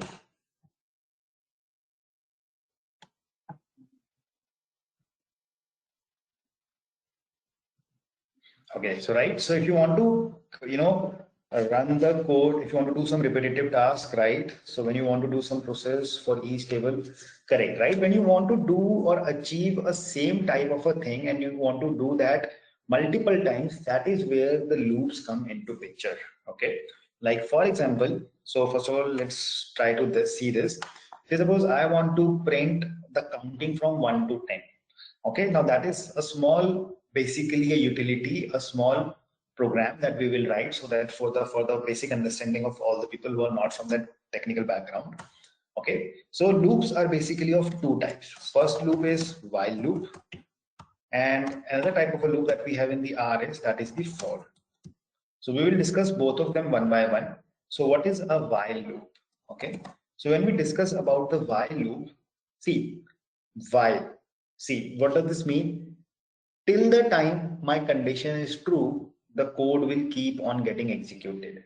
The moment the condition gets false, my code will stop. That is something that we understand by the while loop. So for example, if I declare a variable, I declare a variable as, say, suppose L, and the value that I've defined in this is 10. Okay, I have created a condition, I have created a variable, the name of that variable is L, and in that I have assigned the value as 10 into this. Now I am putting up a condition while L is less than equal to 10. Okay, I am saying till the time L while basically this is while this condition of L is less than equal to 10, what I want to do is I want to print, say suppose hello. Okay, I want to print hello. Now what will happen is, first of all, while loop will check the condition. Is the value of L less than 10? If the condition will be true, it will go inside the loop and it will print hello. Okay, then again it will come back and it will check the condition while L is less than 10. It is checking, is the condition still true? If the condition will be true, it will print hello again for you. Okay, this is how this loop will work. Now in this scenario, what will happen is this loop will go into a infinite loop. What do I mean by infinite loop is, infinite loop means the loop will keep on executing and it will go into that infinity. It will not stop anytime, because every time the loop will come back and check the condition, the value will always be true, right? The value of L will not change, correct? So am I saying this as right over here? So we should not declare it as 10, we should declare it as 1 over here. So just give it a wrong condition. I am declaring the value of L as 1. So it comes up into this loop and it checks L is less than equal to 10, true. It will print hello. It will again come outside and it will check, is the L value of L less than equal to 10? The condition is true. It will keep on executing. So let me show you. See, if I execute this code, see, it will keep on printing hello, hello, hello. It will not stop. I will have to forcefully stop my code over here. So I'm interrupting the R and I'm saying, please stop executing, because now every time what was happening was it was checking this condition again and again. And since the condition was true, it was printing hello again and again. So what will I do is I will over here inside this, when you are using a while loop, you have to use an incremental kind of a thing where you will say the value of L should keep on getting incremented by 1. Okay, so every time this loop will go inside, it will print hello, and the value of L will get incremented by 1 and it will become 2. So right, it will come outside and it will check, now the value of L is 2 and condition is true, it will print hello. Again, when inside it goes, value of L will be incremented by 1, it will become 3, 4, 5, 6, 7 like this. So that means it will print hello how many times? 10 times now, right? This is what will happen. So if I now execute this, it has printed hello 10 times for me. If you see, if you will count it, it has printed hello 10 times for me over here.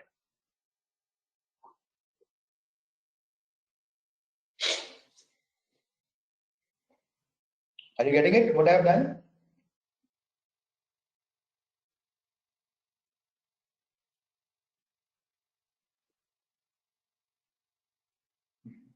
Okay. Now what I do is I do the same thing again. I'll say while, and I say the same condition, right? L is less than equals to 10. Now I will have to, increment the value of, I have to reassign this value of L, because now L would have been incremented to 11, right? So I can see. So I'll reassign it and I'll make it 1 again. So I made it, I'll just run this again, and it will be, the value is changed to 1 again. Now what I'm doing over here is, so all the people who have not understood, so you can see it again over here. So see, what I've done is, let me try to explain it in the Excel itself. So that will be better way. Okay. So I have written this code over here that L is less than equal to 10. I want to print hello. Okay. So all the people who have not understood it, let me just explain it to you over here. And what was the initial value of L? I assigned the value of L as 1, right? This is what I did. So that means the value of L that I have assigned is 1 in the starting. Now, what this loop will do is, it will come over here, it will check the condition. It is checking, is L less than equal to 10? Okay, it is checking this condition. Is my L less than equal to 10? Is my condition true or false? Please tell me. All of you, I want your participation over here. Please tell me, is my condition true or false? Condition is true, right? L is less than 10. So if the condition is true, it goes inside the brackets. It will go inside the bracket and it will print hello. I will get an output as hello over here. Now, when this bracket closes, right? When this bracket gets closed, it will again come back. It will again come back to this while condition over here, right? It will come back to this while again. It will check this while. Now, value of L was 1, right? Again, it will check, is my value of L less than equal to 10? Is my condition true again? Is it true? Yes, right? So it will again print hello for me. It will print again hello for me. Now, every time this loop will run, every time it will find this condition to be true. And what will happen is, this hello will keep on getting printed. It will not stop, right? This hello will keep on getting printed again and again till the time I will not forcefully stop it. It will go into that infinite loop. Right, Baldev and others, the people who are having the doubt, right? So that is why, in order to control that, what I am doing is, I am inside the loop, I am adding a line that is L should be updated to L plus 1. Okay, I am incrementing the value of L by 1. So in the starting, the value of L was 1. When it went inside the loop, it printed hello. Okay, and the value of L became 2. L became equal to 2, and then it again checked the condition. 2 is less than equal to 10, it prints hello. Now this time the value of L will be updated to 3. 1 will be added to it. Again it will check the condition. Is it true? It will print hello. Then again inside, when it goes, it increments the value of L by 1. So L becomes 4 now. It again prints the hello for you, right? So the same thing keeps on happening till the time the value of L, then next time it will become 6, then L will become 7, then L will become 8, then L will become 9, and then L will become 10. Till that time, what will happen is, the condition is getting true, it will keep on getting printing it. When the value of L was 10, when it entered this loop, now what happened at that time, what happened was, the last time the value of L became 11. Okay, when the value of L became 11, is this condition still true? Right, the condition is still true, L11, right? No, it is not true, right? Now the condition is false. The moment the condition gets false, the loop stops. So that is why it has printed the hello 10 times over here. Okay.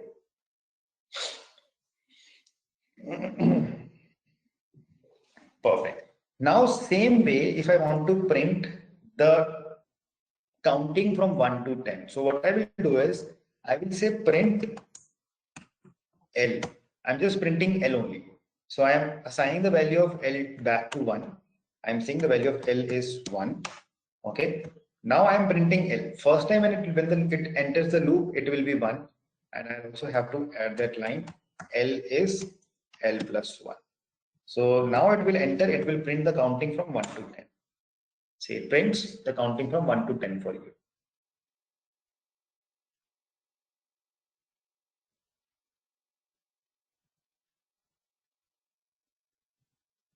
Okay, clear to all?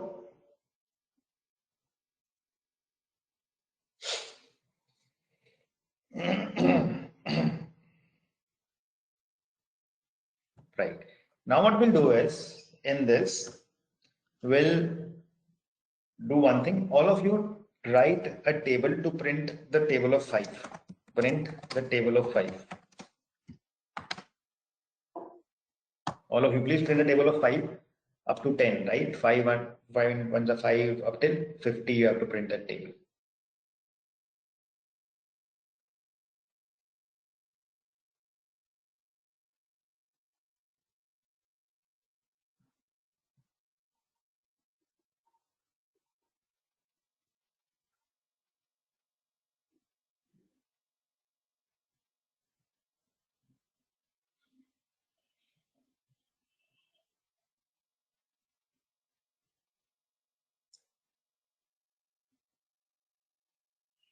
Yeah, so Raghu, I gave that answer for your question. So it was basically, so you will not find the direct function of Excel or PDF over here in the R. We have to install the packages for that. We have to install a package in order to load, import or export the data in PDF or in Excel file format. So I'll be telling you about how we install the packages and how do we use them.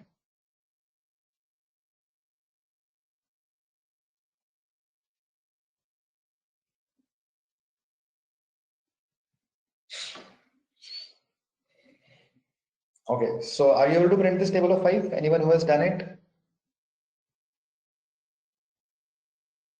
Okay, so right, so I can see many of you have done it correct.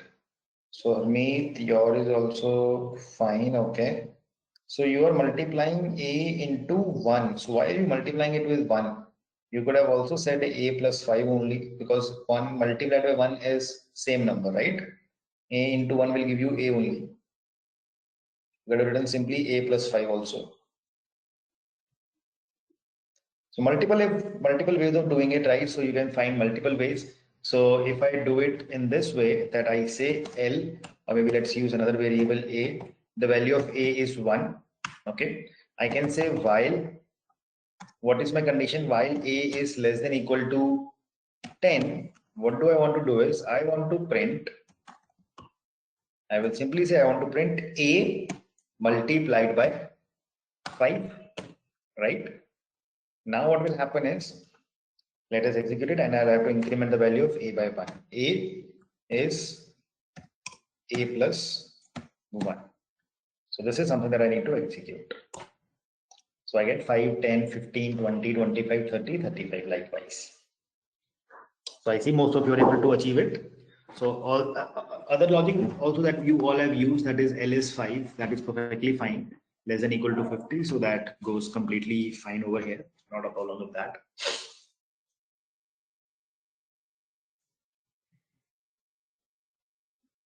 Okay. Now what I would like to do is, this output that I have printed, I would like to see this output in a little different way. I would like to see this output as the multiple of 5 with 1 is 5. Okay. Then I would like to see the same thing, the multiple of 5 with 2 is 10. Okay, and likewise the multiple of 5 with 3 is 15. So this is what I want to see as an output. So let us see how we will achieve this. Okay, So in order to achieve this output, we will have to use a function that is called as paste. Okay, we have a function that is called as paste. Now paste is a function similar to concatenate. Okay, paste is a function that is used for concatenation of the data. I hope everyone understand what is concatenation. Anyone who is not, who do not understand what is concatenation, please let me know.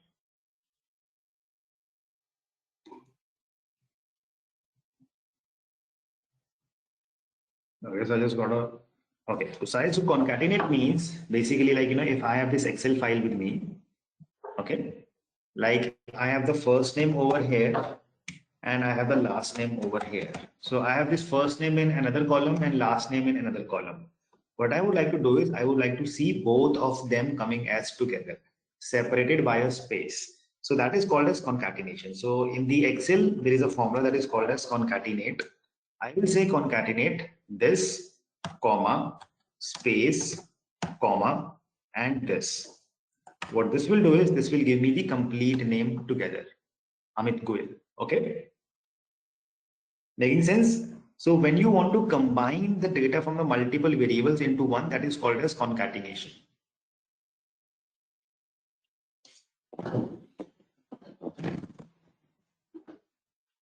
Okay. Now what we'll do is we will achieve the similar kind of a thing using the paste function. So in Excel, we have a concatenate function. In R, we have paste function in order to achieve that. So basically there are two type of functions. One is paste and another is paste 0. So there are two functions that you have. So I'll tell you both of these functions. So what I'll do over here is I will just simply copy and paste this code. Okay. Now inside the parent, what I will do is I will use my function paste. I am using paste function. So I am saying paste. What I want to concatenate, I want to concatenate the multiple of 5, okay, comma. See, now if you will see in this output, this multiple of 5 with up till here is common everywhere, right? So I'm saying the multiple of 5 with, that is common across. But in every line, this will change, right? This is 1, this is 2, this is 3. And the output is 5, 10, 15. So I am saying the multiple of 5 with, what can I pass over here so that I can get 1, 2, 3? What can I pass? A, correct? I can pass A over here. If I'll pass A, that would mean when the first time the loop will work, it will say the multiple of 5 with A. A is 1. Okay. Then I'll put is, right? Because is again, that is a constant value is. Now what I would like to print is, I think there is something that we are wrong doing. There is something that we are doing wrong. Because A will be 1, so I'll have to store the output. So I can call it like this: is A into 5. Okay, so multiplying it with the 5 over here. So let us see this output. So I get this: the multiple of 5 with 1 is 5, the multiple of 5 with 2 is 10, the multiple of 5 with 3 is 15. So everywhere what is happening now is A, the value of A is changing, and I am printing the A multiplied by 5 over here. Are you getting it? What I have done? So this is something that is constant. So all the constant values I have put it up into the codes, separated by a comma. So paste function is a function that will automatically put up a space. If you see, I have written the multiple of 5 with 1. After 1, you are getting, after with, you are getting a space over here. If you notice over here, I have not given a space. So paste is a function that automatically puts a space wherever that first part of the string ends. Okay, wherever the first part of the string ends, it automatically puts up a space after that. After A also, it has put up a space. Is, again after is, it has put up a space. And A into 5, that is 1 into 5, that gives you 15. In the second row, 2 into 5, it gives you 10. Then 3 into 5, it gives you 15. Okay, making sense?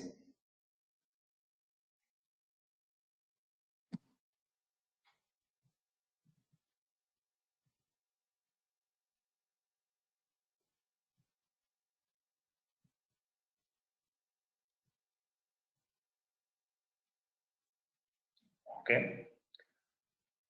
So please write this. I'll just wait for a moment for all of you.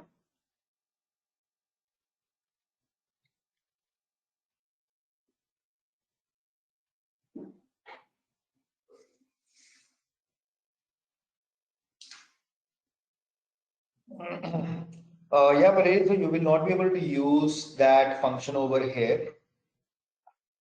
So you will not be able to use it. So you will have to define one more variable in your case, and then you will be able to use it.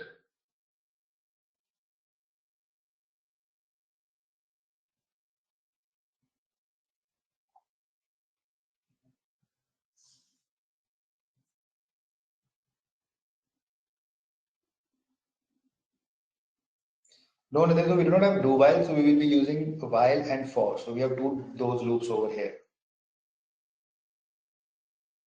And so Sahil, you had a question. What is the paste function? Are you asking about the paste function? What is the use of this function paste? Is this what you are asking?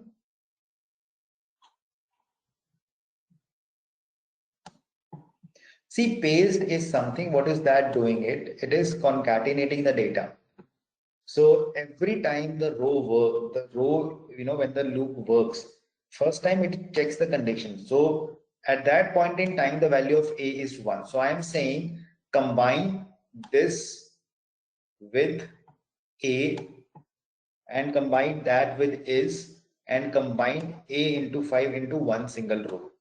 If you're seeing that you are getting that complete output in one single row over here, this is what that paste function is doing. It is combining these one value, two value, third value, and this fourth complete value. This is combining it. The same thing that I did in the Excel, right? I had Amit separately, Goel separately. I combined it and made it one. Same way over here, it is combining these values over here. First value, second value, and third value. With A, with is, and this A into 5.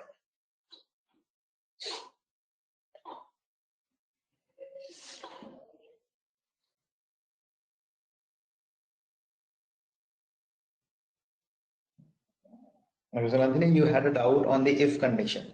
So you want to use if without that. So in that case, what will happen is, so if you use it without else, so in that case, it will not give you any output. So if you use if, I say if A is less than 20, okay, print,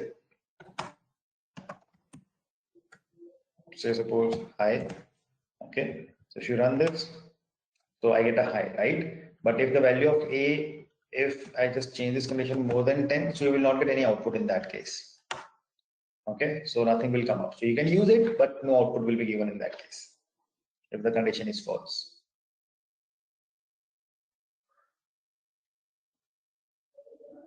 So Sahil, is it making sense to you?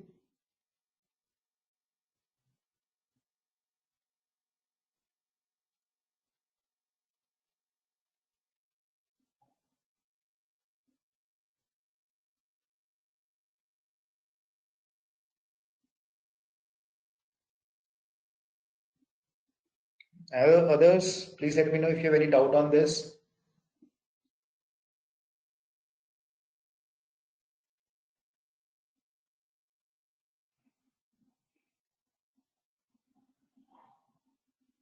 Okay. Now what we'll do over here is we will be using the for loop.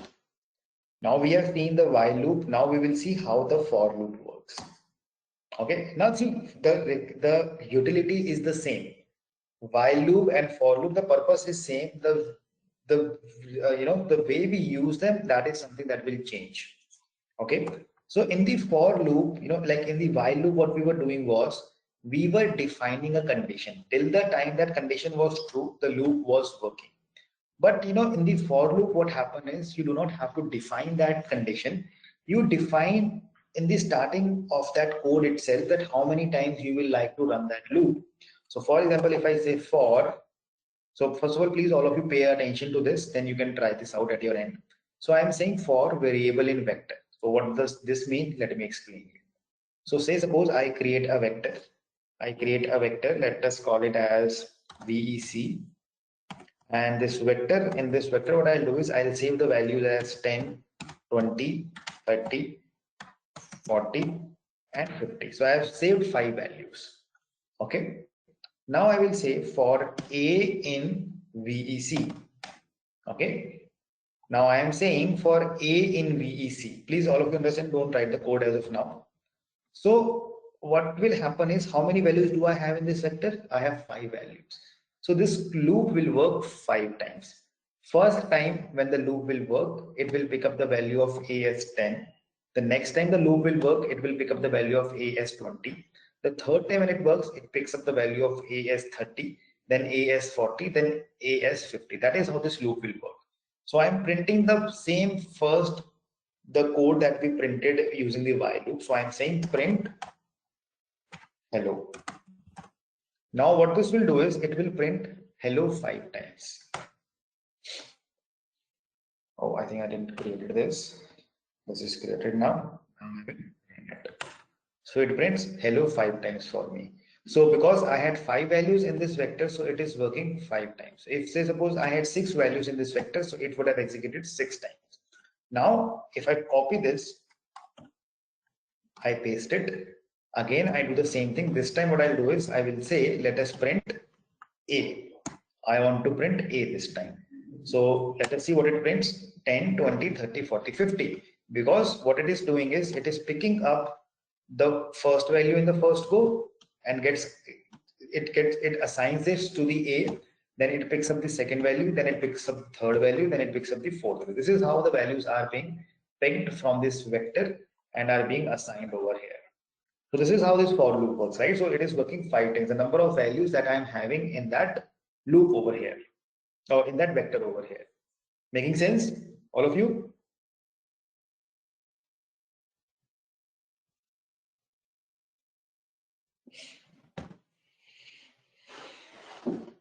Okay. Now similarly, I can also run this loop like this. See, if I say for A in, instead of defining a vector, I can define a sequence for A in 1 to 10. I have defined a sequence 1 to 10. First time the value of A will be 1, then 2, then 3, then 4, then 5. Right? So let us see what this code generates output. So 1, 2, 3, 4, 5, 6, 7, 8, 9, 10. Right? So instead of defining a vector, so I have defined a sequence that's starting from 1 up till 10. So that is how the numbers should be kind of printed for me. Okay.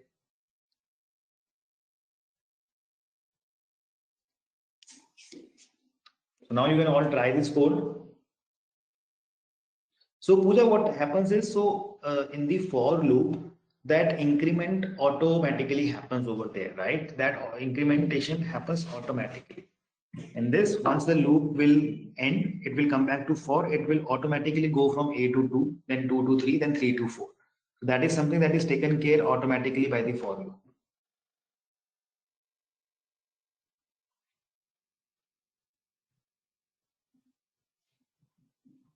Okay, so sure, Swati. So what I'm doing over here is, so you are asking about this part, the one that I've highlighted.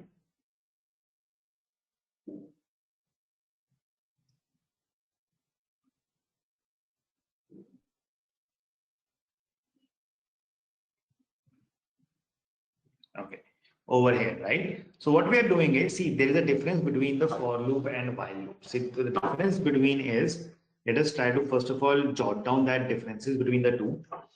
So I have this while loop, and over here I'm writing for loop. So first of all, let us try to understand the difference between these two. While loop is something, it will work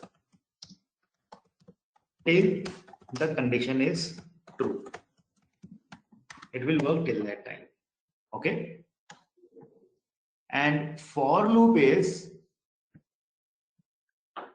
it will work the number of values in a vector. So you'll have to define a vector for this, and you will have to those many number of times it will print. If in a vector you have 5 values, the loop will work 5 times. If in a vector you have 10 values, it will work 10 times. Second thing is, while loop requires the increment to happen. Increment is that value of, like we defined the variable as L. So we were incrementing its value by 1 every time, L plus 1, right? So for the first time it was 1, then it became 2, then 3, then 4, then 5. Now over here, I will say in the case of for loop, the increment happens automatically. You do not have to do that. So these are the two differences that you have between these two loops that you are using over here, right? And now if I just explain you this, what I did was I defined a vector, and the vector was this VEC. This is a vector that I defined. So in this vector, how many values do I have? I have 5 values. So that means this for loop will work 5 times. So I'm saying for A in vector. So now this A is something that I have not defined. So it gets automatically defined over here in this condition. So what will now happen is it will work like the A will first pick up the value of 10. Then the next time it will pick up the value of 20. Third time it will pick up the value of 30. That is how this A is getting defined. Okay, so I am saying print hello. So in this case, when the first time the loop works, in that case the value of A is 10 and it prints hello. Okay, the next time it loop when it comes back to this for loop, the value of A becomes 20 and it prints again hello. Then the value of A becomes 30, it prints hello. So I'm not using the value of A anywhere, so it is not visible also in this output as well. But in the second code, what I've done is I am saying for A in vector. So in this case, I am printing the A itself. Whatever the value will be picked up by A, I am showcasing that value itself in this output over here. So for A in vector, so I am saying print A. So first time it is 10, then 20, then 30, then 40. So it will print you those same values in the output as well. 10, 20, 30, 40, 50. Is it now getting clear to you?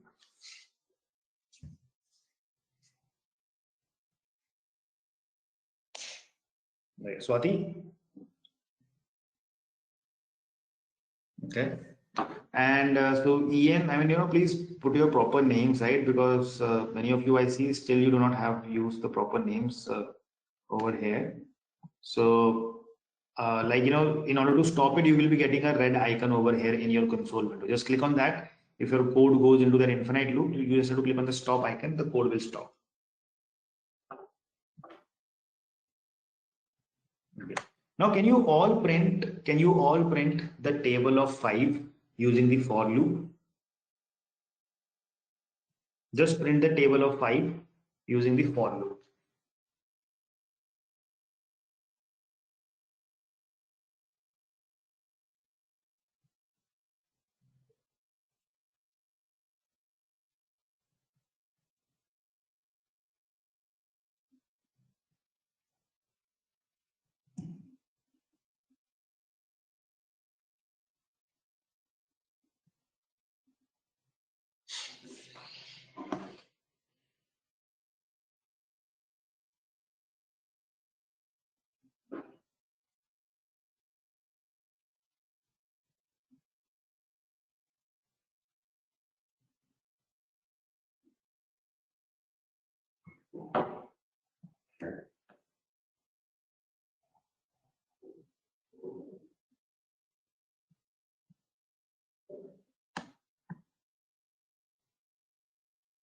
Right, so Sakshi, this is correct.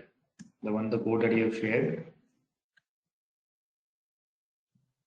Right, so Pooja, yours is also correct. Okay, same code. So A into 5, so that is what you are doing. And it prints the table of 5 for me.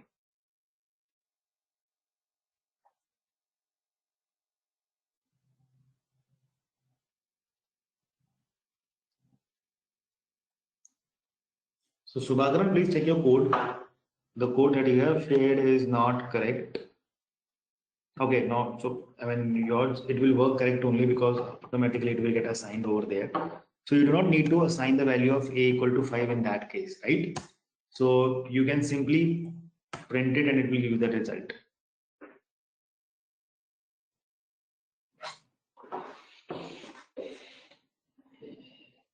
Perfect. So Ian, you're also able to do it.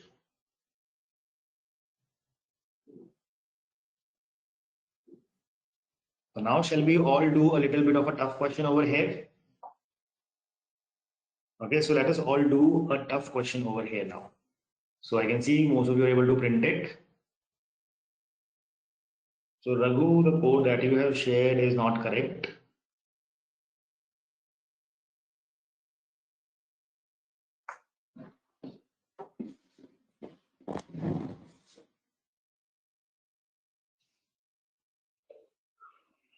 Right, Prarit? So it is incorrect.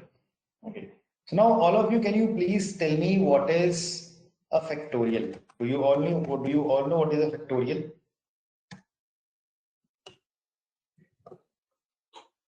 Yeah, it's like when you put n factorial means like you need to multiply everything like 6 factorial like 6 into 5 into 4 into 3.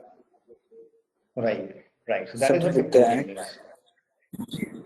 So like for example, if I have to find the 5 factorial, right? You all would have studied this thing in your class 9th or 10th. We used to write something like this, 5 factorial.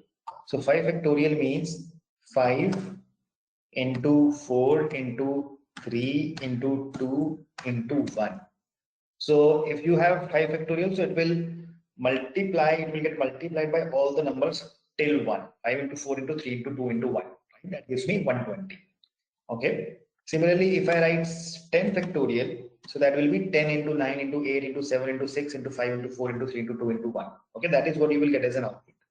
Although you have a direct function for that in the R, you have a function of that is factorial. If I use 5 factorial, if I pass 5, it will give me the output as 120. That the factorial of 5 is 120. 5 into 4 into 3 into 2 will give you 120. Similarly, if I say I want to find the factorial of 10, it will give you this big number 3628800. Okay, are you all able to grab it? What is 0 factorial? What is 0 factorial?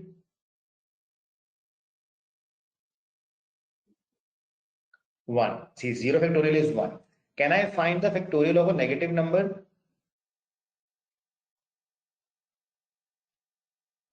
No. Right? So you cannot find the factorial of a negative number. Okay. Now the question comes in over here for you all. Using the loops, you have to use the concept of loops and not this predefined function. You do not have to use this predefined function, which is giving you the factorial. Without using the predefined function, you have to basically write a loop and you have to print the factorial. Okay, so you can use a for loop or you can use a while loop and you have to print the factorial of a number. So you will define any number, you can define any number. So if you define the number as 10, it should give you the output of 10 factorial. So write a code for this.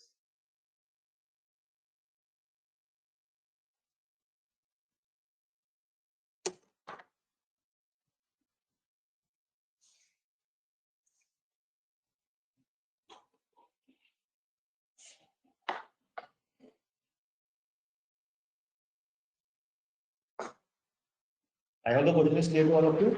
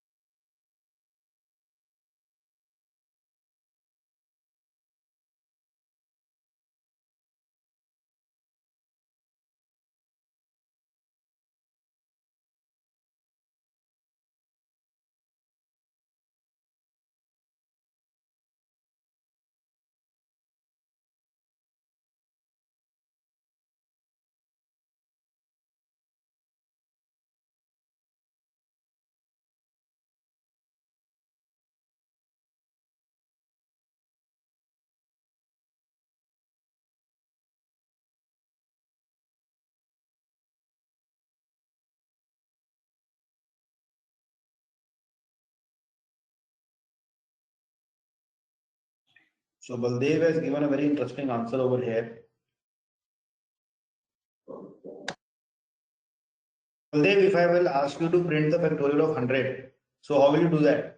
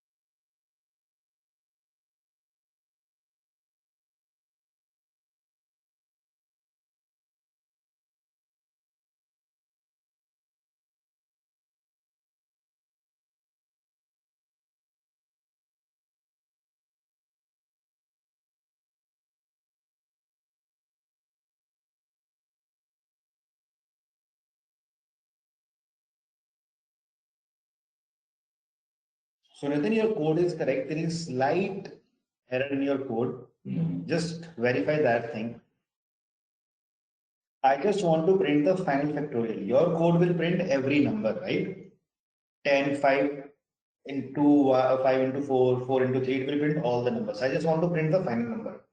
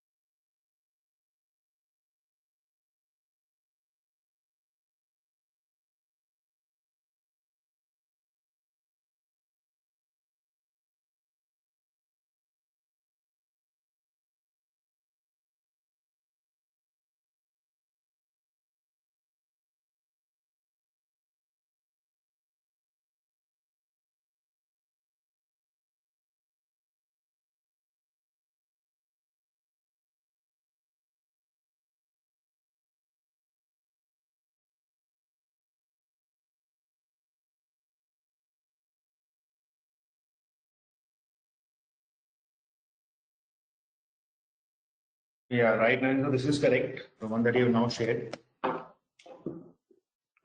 Okay, so all over, let us see this question over here now.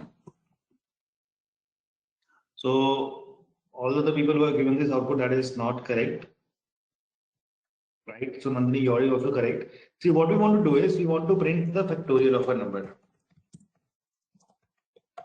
Okay, this is what we want to achieve.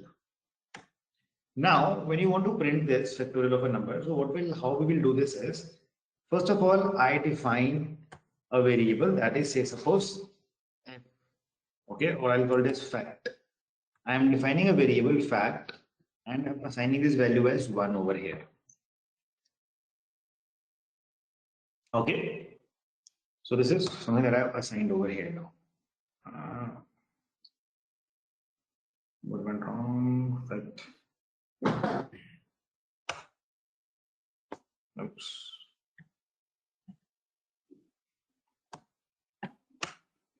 Okay, so I've defined a variable fact. Now what I will do is I want to find the factorial of 10. So I will say for a in 1 to 10, okay,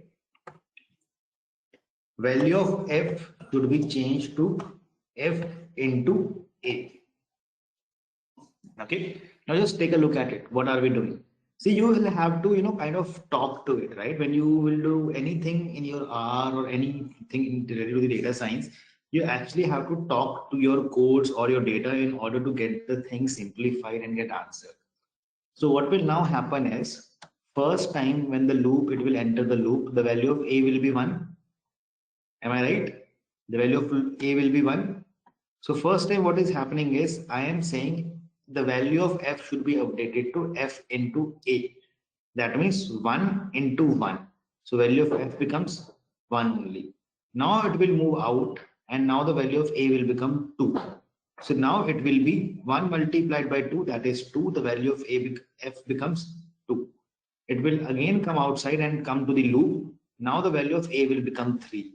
Inside this loop, the value of f was already 2. So 2 into 3, that is 6. This 6 gets assigned over here, right? Then again it enters the loop. Now inside that loop, we have to multiply it by 4. So 6 into 4, that becomes 24. The value of f becomes 24 now. Now again it will go inside, and now a will become 5. So 24 into 5, that will become, that is something like 120, right? So you will get what value of f will become 120 in that case. After that, finally, when the loop will be over, I will say that I want to print f. Now let us execute it. Oops, sorry, this print command will come in the next line. Oh yeah, I define this as fact, not this f. Okay, this will become, oh, so I was printing with the f, it was fact. So I get 10 factorial as the 362880. If I want to find the factorial of 5, so I will keep the number from 1 to 5. And if I'll execute the same code, it will give me the output in the 5 factorial, that is 120.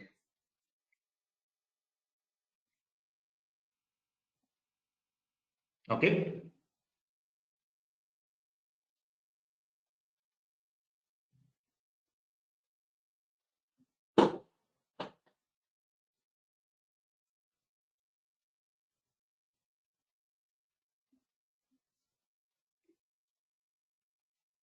So Diksha, so this is something that I told you, that you do not have to use the factorial function, right? So factorial, what you're doing is, for that you don't even have to write that complete for loop as well, right? So you can simply write factorial. So this is a predefined function that I have. So if I simply write factorial, I do not try to write all that stuff as well for a in num and all. So if I say factorial of 10, that will give me the same output. If I say factorial of 5, that will give me the same output. Just for the sake of practicing of this loop, so I just give that function.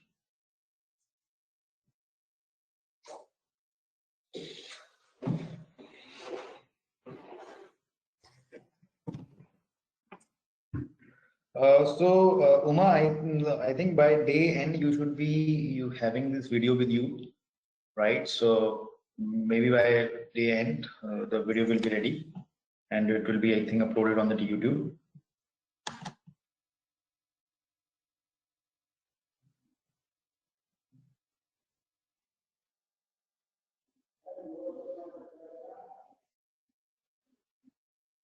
Okay. So class, shall I move ahead? Or anyone has any doubts on it? Please clear your doubts if anyone has still any of the doubts up till here. Vishal, do you come in this SAS session as well? I think I have seen your name over there also.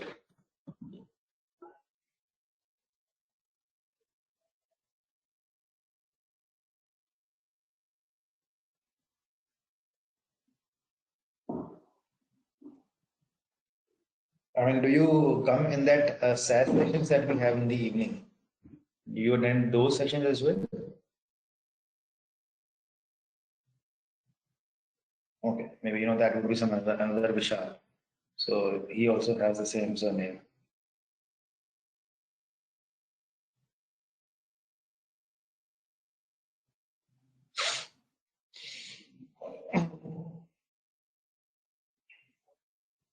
So Sahil, do you want me to explain this factorial part? How we have done this factorial?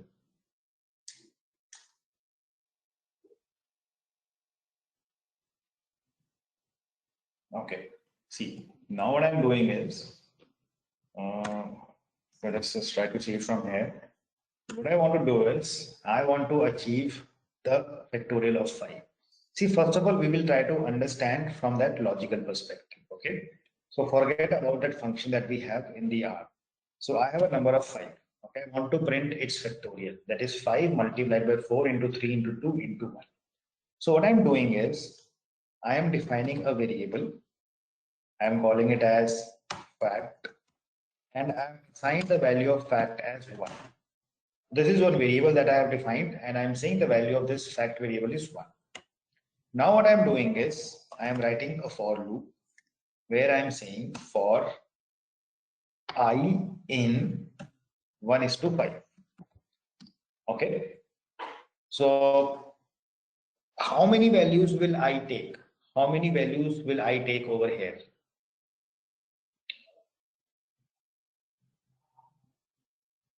5. And what will be those values? Up to 5, right? So it will be, the values will be 1, 2, 3, 4, 5. 1 to 5, correct? Okay, so if I run this out, even if I say print I, okay, so it will give me the output as 1, 2, 3, 4, 5. That is it. And what I want to basically want to achieve is, if you technically see, I simply want to multiply all these numbers. This 5 into 4 into 3 into 2 into 1. I want to just multiply these numbers with one another. Okay, this is something that I'm trying to achieve over here. Now what I'm doing is, in order to achieve that, I am taking the help of this second variable over here. So I am saying fact, the value of fact should be fact into I. Okay. So what does that mean? When the first time it will enter the loop, the value of I will be 1. Okay.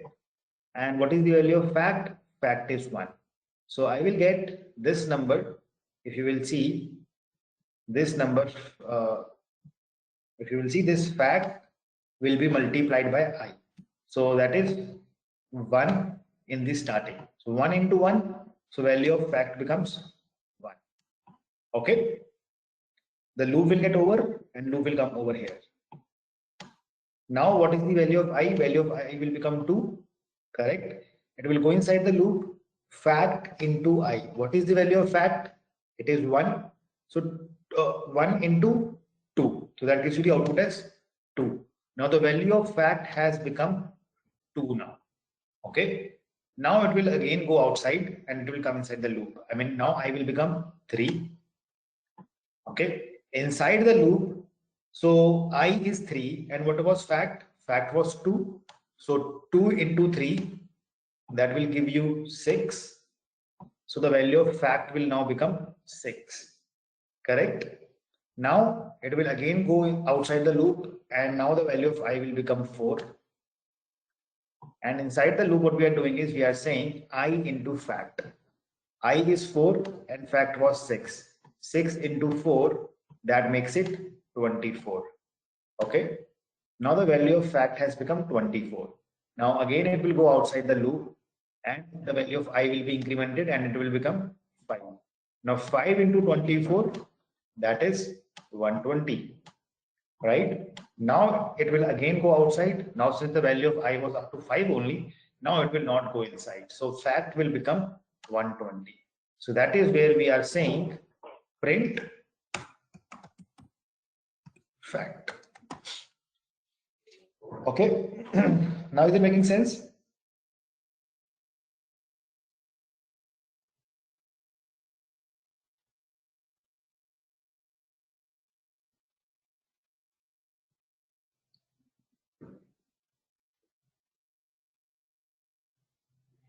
Okay. So this is how you will be using. So Subhagran, we do not have any scanf command over here. So like in the C, you have printf, scanf, all those commands, C in, C out, I guess, as far as I remember when I studied in my class 12th. And so we do not have those commands over here. So we have print command instead of printf, right? And scanf is something that you are assigning the value over here by this straight away over here. This.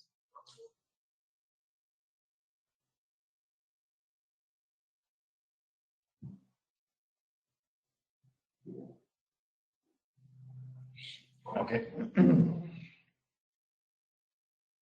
Now, so Uma, you will get the recording by day end.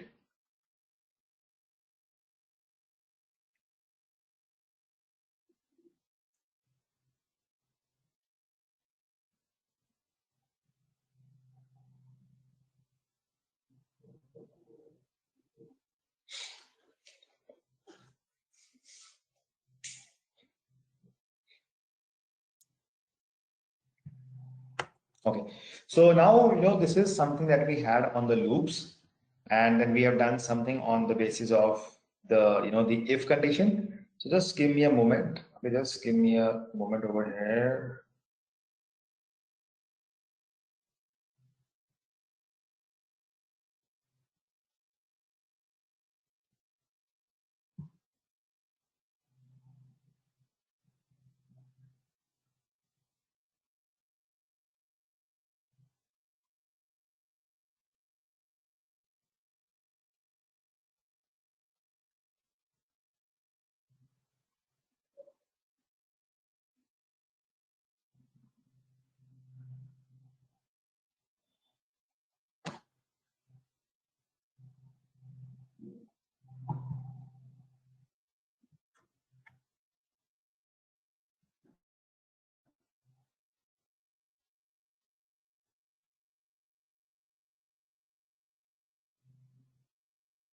Okay. So all of you, please, we will do some exercises over here for now, right? So please start doing this. Okay. So we have some basic simple questions over here. 5 questions, 4 or 5 questions that we have. So you just have to uh, try these questions.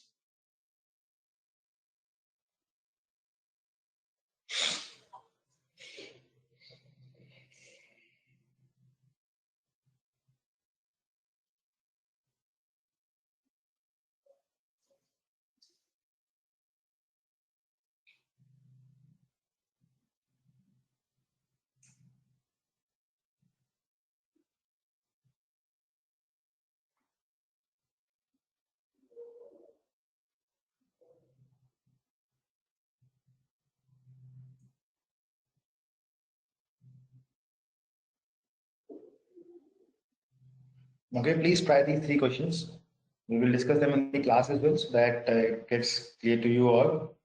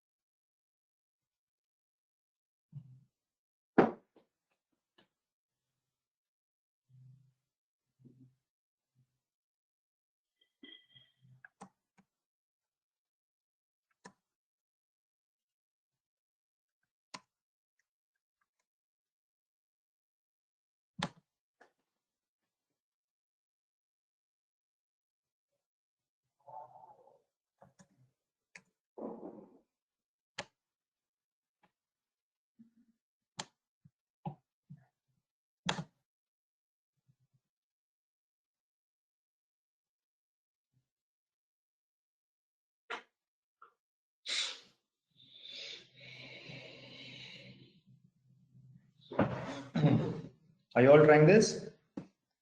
What we'll do is let us all do this together, right? So you might find some things that are very new to you, right? So first question is write a script that will print even number if the variable x is an even number, otherwise print not even. Okay. So first of all, I would like to understand from you all, how will you identify whether a particular number is even or it's not?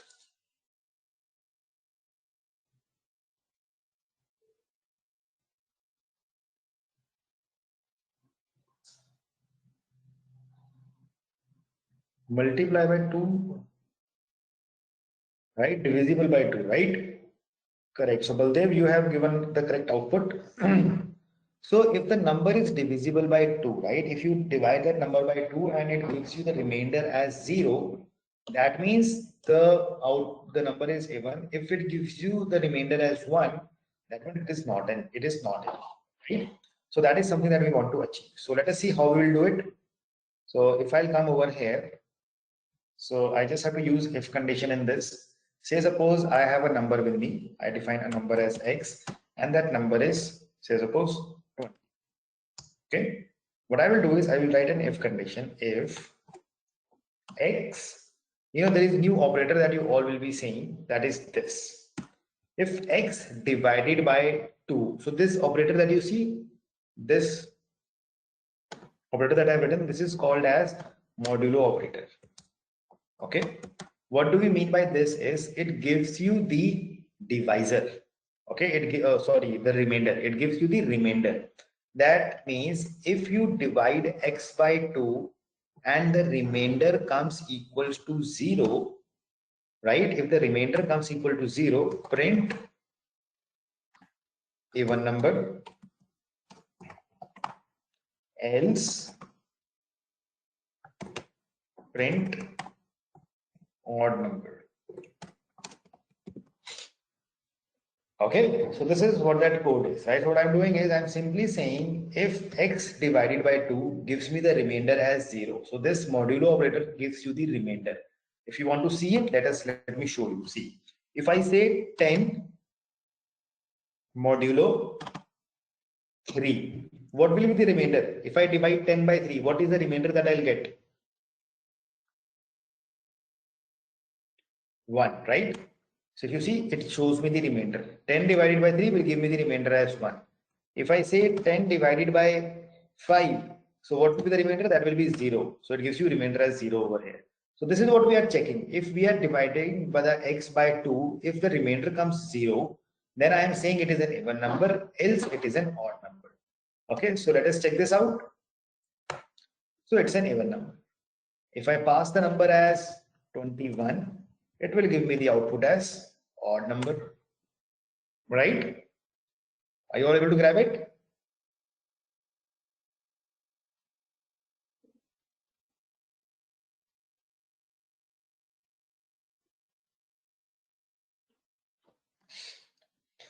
Then there is a second question over here.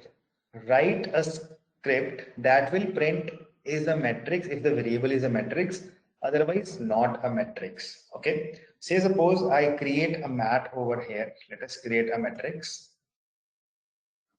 I'm creating a matrix over here. Let us say mat, that is a matrix from 1 to 25. Okay, so I've created a matrix over here.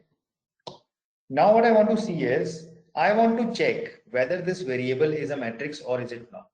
So let us do it. I will say if. So we will say if. So there is a function that is available that is called as is.matrix. Okay, is.matrix is something that checks whether a variable is a matrix or not. So if I say is.matrix mat, so now mat is a matrix, so it will give the output as true. If I pass x in this, right, x is not a matrix, so it will give the output as false. So x is not a matrix. So what I will do is I will say, let's write the code. If is.matrix of mat is equals to true. If it is true that that matrix that is a mat is a matrix, so I want to print it's a matrix.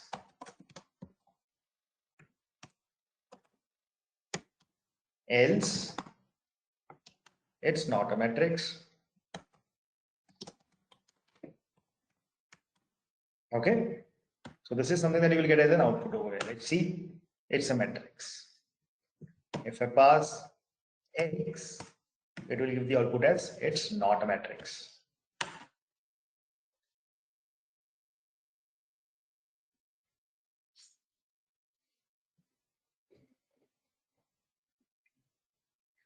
These is functions are available for all type of data structures that we have studied.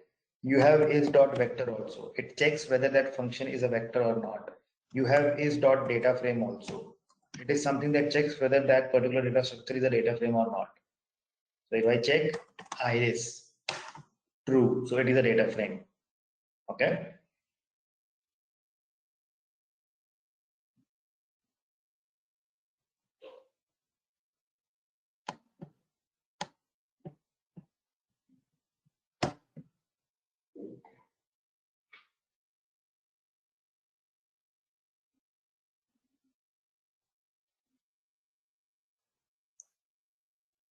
Yeah. So today second question is, if you will see the question is write a script that will print is a matrix if the variable x is a matrix, otherwise not a matrix. Okay. So we are creating some variable.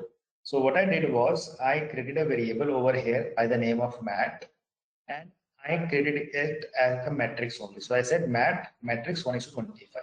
Okay. Now in this, what I'm doing is I am putting up a condition. So there is a function that is available. That function is dot matrix. Okay. This is one function that checks whether a variable is a matrix or it's not. If I say check for this variable mat, so let us see. If it gives true, that means it is a matrix. If it gives false, that means it's not a matrix. So same concept I have applied over here. If my is dot matrix of x is equals to true, that means it is a matrix, else it is not a matrix. Okay, so I have passed in that condition. If that comes equals to true, then it is a matrix, otherwise it's not a matrix.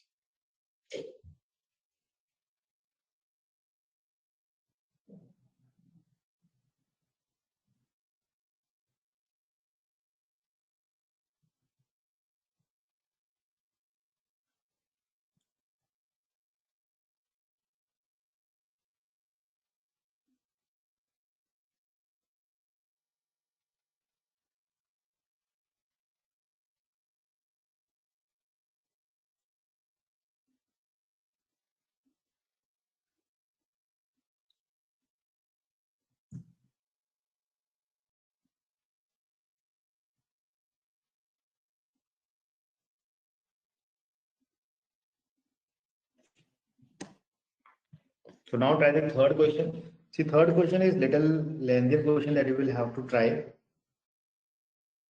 Okay. So before you do the third question, I will now request all of you to please try the fourth question before that. First, try the fourth question, and then you can all do the third question. Okay. First, do the fourth question over here.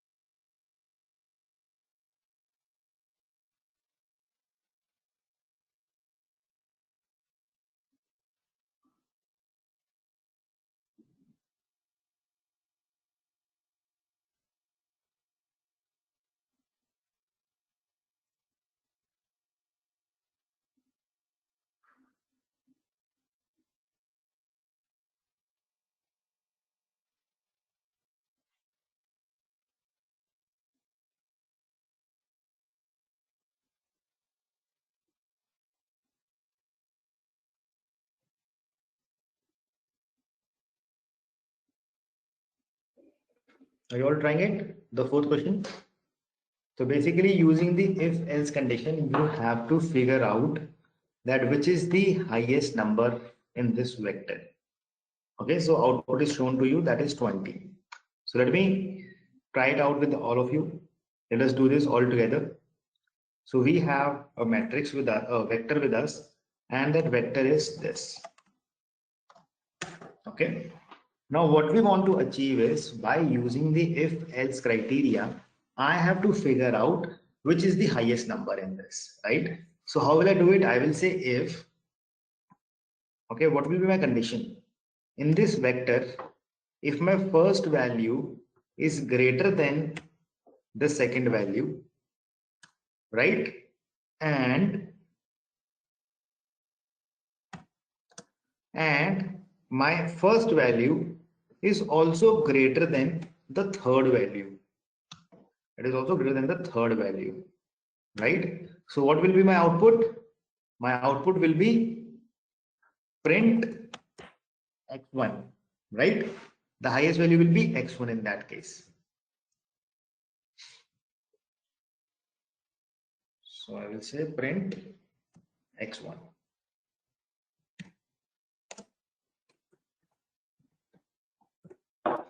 Now similarly, now I will check else if condition. In the else if condition, what we will do is we will check the second criteria. See, now in the first case, what will happen is if one of these condition gets failed, right? If one of the condition gets failed, that means either the x1 was not greater than 2, it was not greater than 3, or it was greater than 1 but not greater than the another one, right? That will be the criteria in that case. Am I right?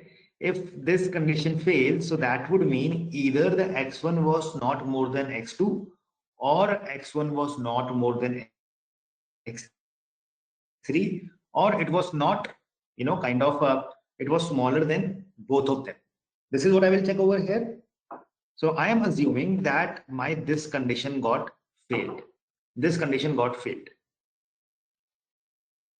Okay, so not understood, sorry. So let's just explain it.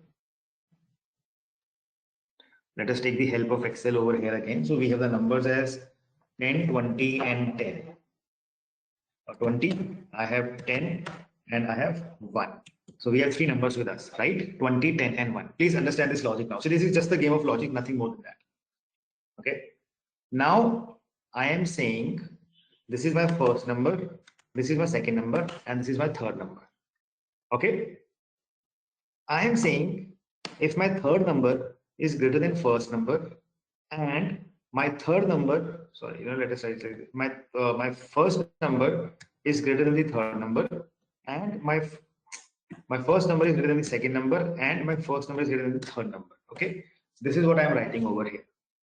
I am saying my first number is greater than my second number, and my first number is greater than the third number also. Right, Swati? So what will that mean? If I am saying my first number is greater than the second number, my first number is greater than the third number as well. So what does that mean? Which is the highest number? So if this is my condition and both these conditions are true, if both these conditions are true, which is the highest number? 1. Correct. So first becomes the highest number. Now somehow I get the output as false. Okay, I get the output as false. What will that mean? If suppose I have the same thing and I get the output as false. So what will that mean in this case?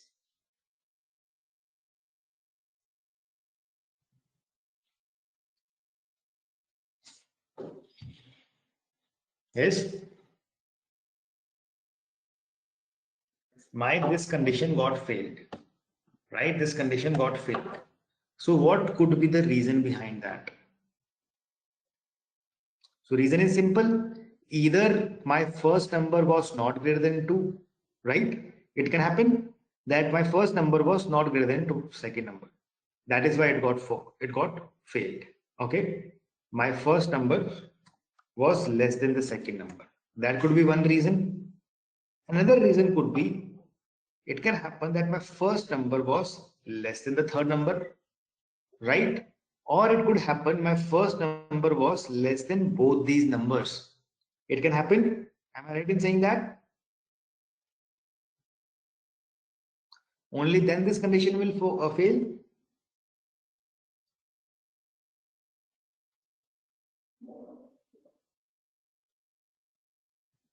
Okay. So Swati, is it making sense or still you are getting confused over here?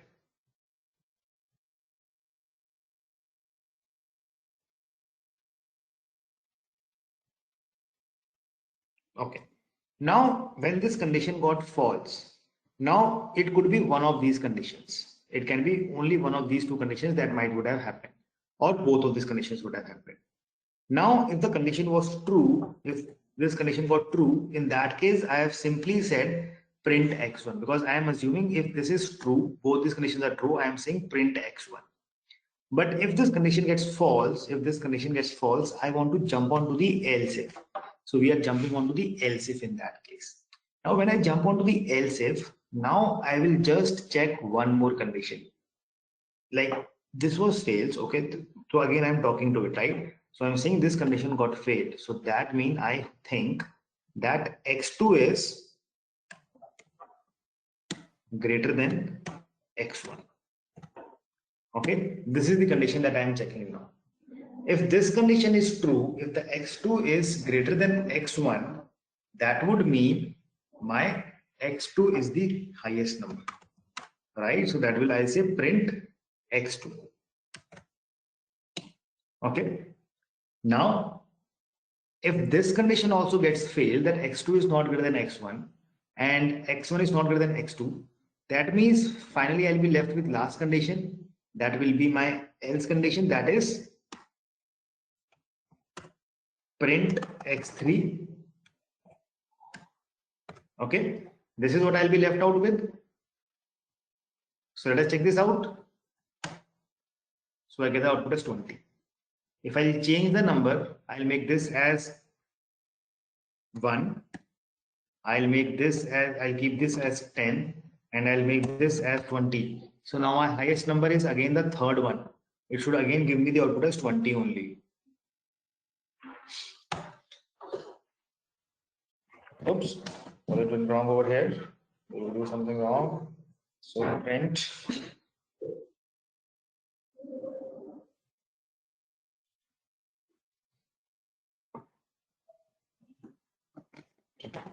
print echo. So x2 is greater than 1.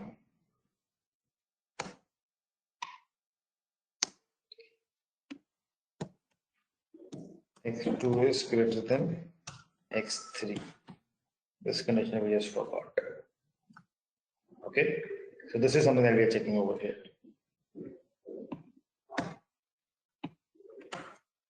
Right. So now if you change the numbers also, it will, if I make this as 30, now the output should come as 30 in that case. I get 30 over here.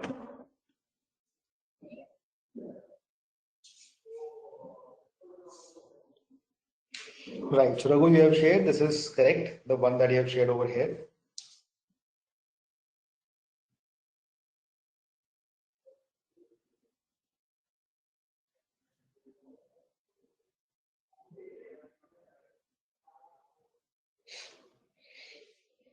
So there is no extra. So Nandini, so first condition is I am just validating, is my first number greater than second and is it greater than third number? That is what my first condition is. If the condition gets true, I'll get print that x1 is the highest. Otherwise, I am checking x2. That is x2 greater than x1 and x2 is greater than x3. If this condition gets true, then I print x2. Otherwise, the last condition will be automatically x3 in that case.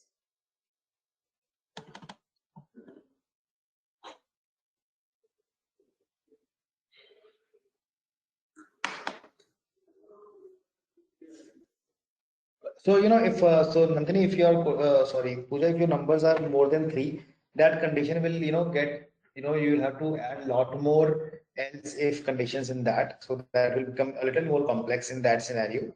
You will have to just add more conditions in order to achieve that.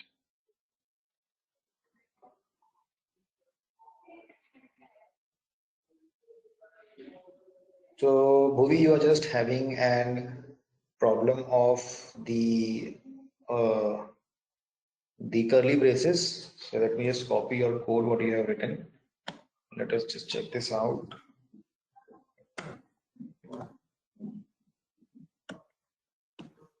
So unexpected this. Let us check it out where. So this is for this, and this is for this. This is for this. Somewhere I think some brackets have been missed out. Yeah. So right, Raghu. So good observation. So you have written this x 2 times. Perfect. Very nice, Raghu. Still. I get this as an output.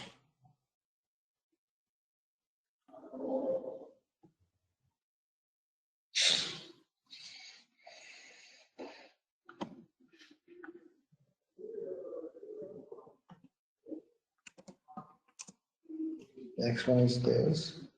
Print this.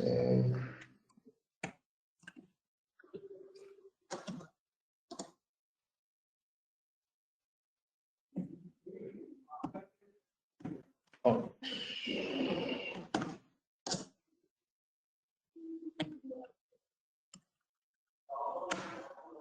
Right?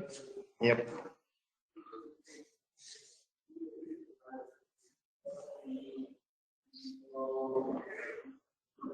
Okay, so small errors.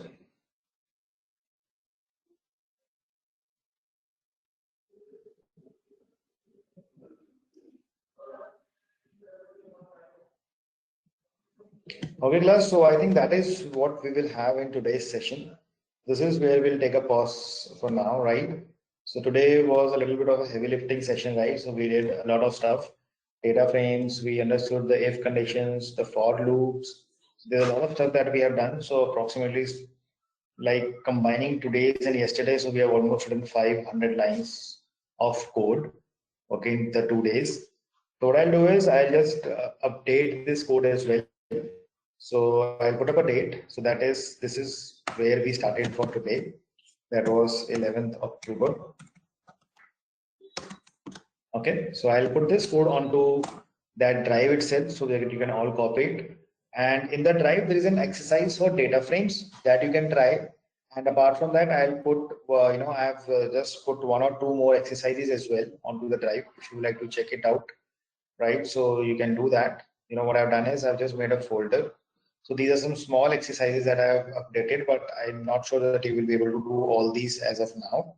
But in this section only, I'll put some more assignments for the data frames, if condition, and the matrices. Okay, so today not by today, but by tomorrow. So tomorrow you can come and check in. You will find some more assignments over here. Okay, class.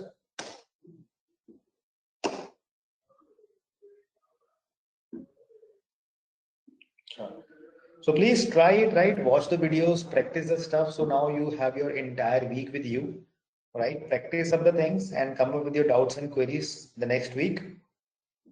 Oh yes, I'll update that book also. Thanks, Nathan, for reminding that. Okay, so I'll update that book also because I remember that I had to put that up as well.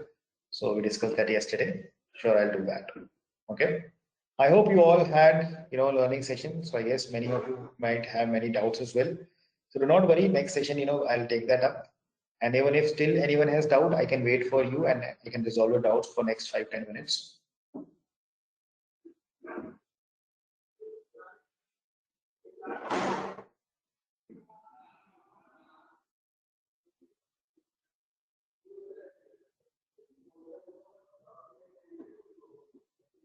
Okay. So with that, I think so we're good to go. So see you all next week. Have a great week ahead.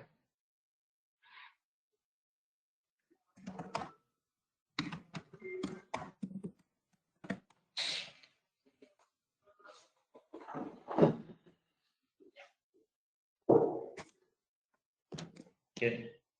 Thanks, Sahil. Thanks, Prerna. See you all next week.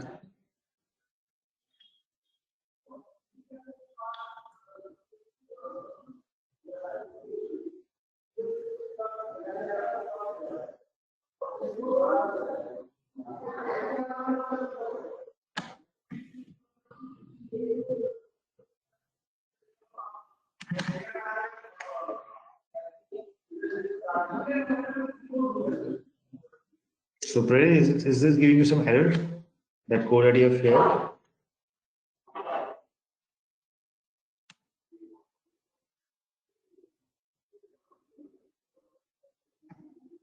Okay, thanks, Prasanna.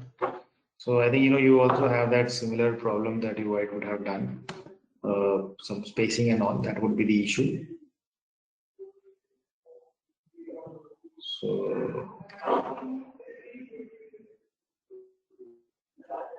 let me just open this.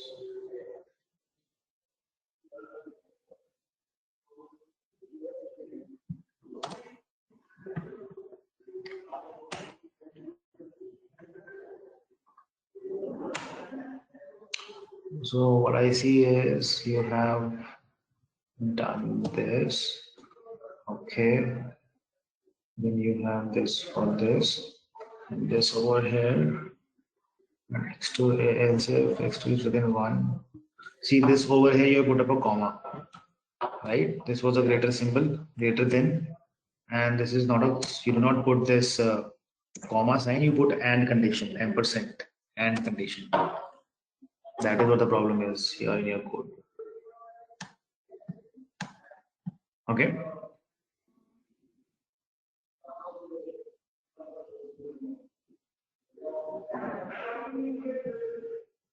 Yep. So if I run this, so it gives you the output 20.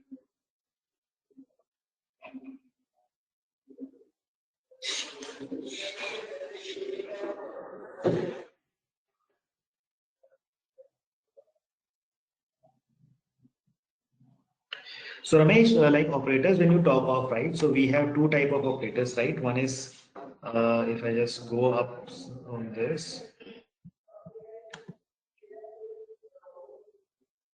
okay. So we have two type of operators. One is comparative operators, and another is logical operators. Okay, in the comparative operators, they are your like greater than, less than, equal to, greater than, equal to. When you want to compare something, right? So like we use these over here in this data frames. I want to see that data where student mark is greater than 20, or I want to see that data where it is less than 20. So these are called as your comparison operators. And then you have the other operator that is logical. So when you have to check more than one condition, that is where you use logical. And means both the conditions should be true. For example, if I am saying your age, your age is, I want only those students in the class whose age is more than 20 and they are male, right? So both the conditions have to be true. They have to be male also and they have to be more than 20 also. So that is something that is called as AND operator. And when you talk of or means I want to have those students in my class who are either male or their age is more than 20, right? So now more than 20, there can be female also. So if one of them condition is also true, that means you are, I mean, if you are getting that, if one condition is also true, that means the output will come as true in that case. That is where we use and or operator. Okay.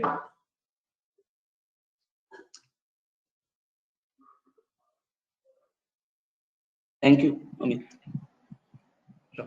Thank you. Just do watch the video again, and in case you still have any doubts, so we can discuss them in next Saturday as well. Okay. Yeah. Prince, can you Thank you. share your code? Okay, you just share it.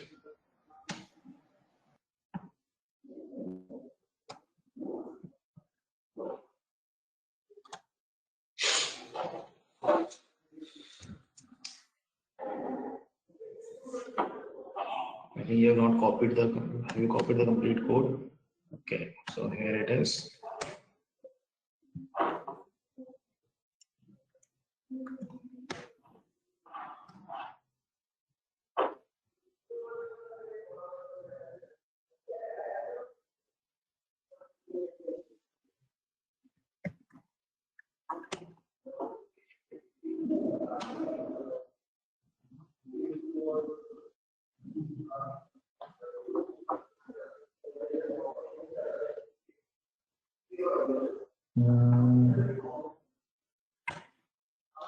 Right. Otherwise, correct.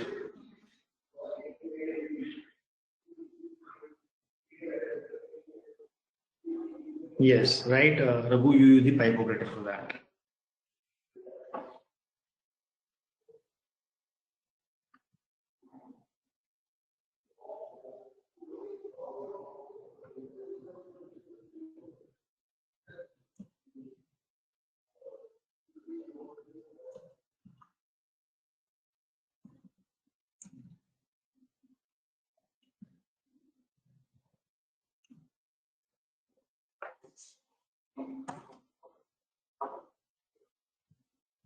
String, the rest is correct in this.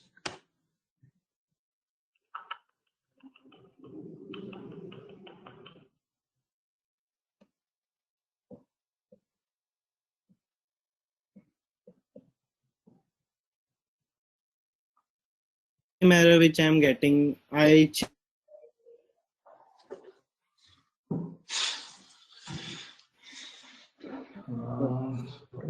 All the code looks fine now. There is no.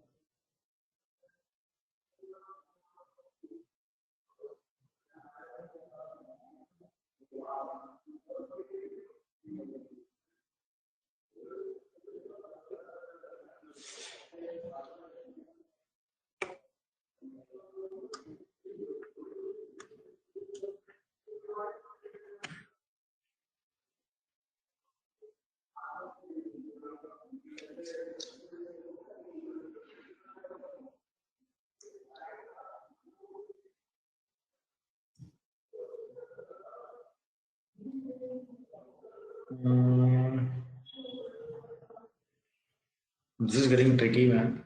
So it looks simple, but I don't see anything over here going wrong.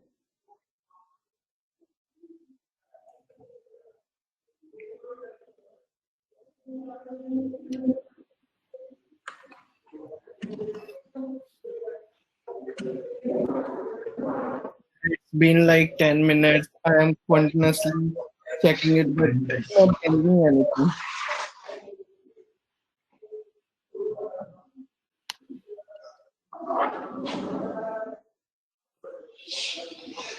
X1 is greater than X2, and this is this.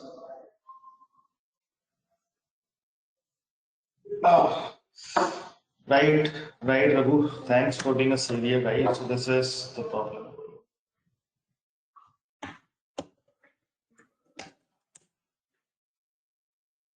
Okay, that X was missing.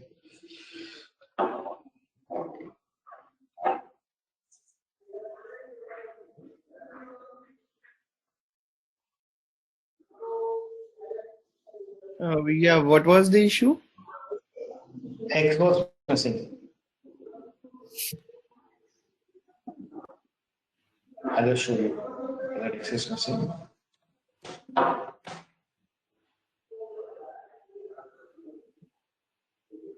So you will see over here you missed that X in this else if condition. Okay.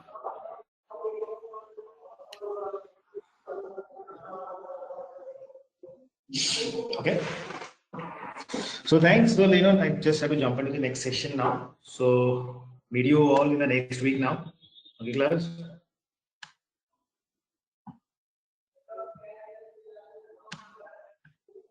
And thanks, everyone. So Raghu, we will discuss that in the next session, right? So the double ampersand that you are referring to. So although we do not use it anywhere, so I won't be discussing much on it, right? So the double ampersand that you have. So this is just for the conditions only, but there is a different logic that we use in this condition. Okay. Okay. Thank you, guys.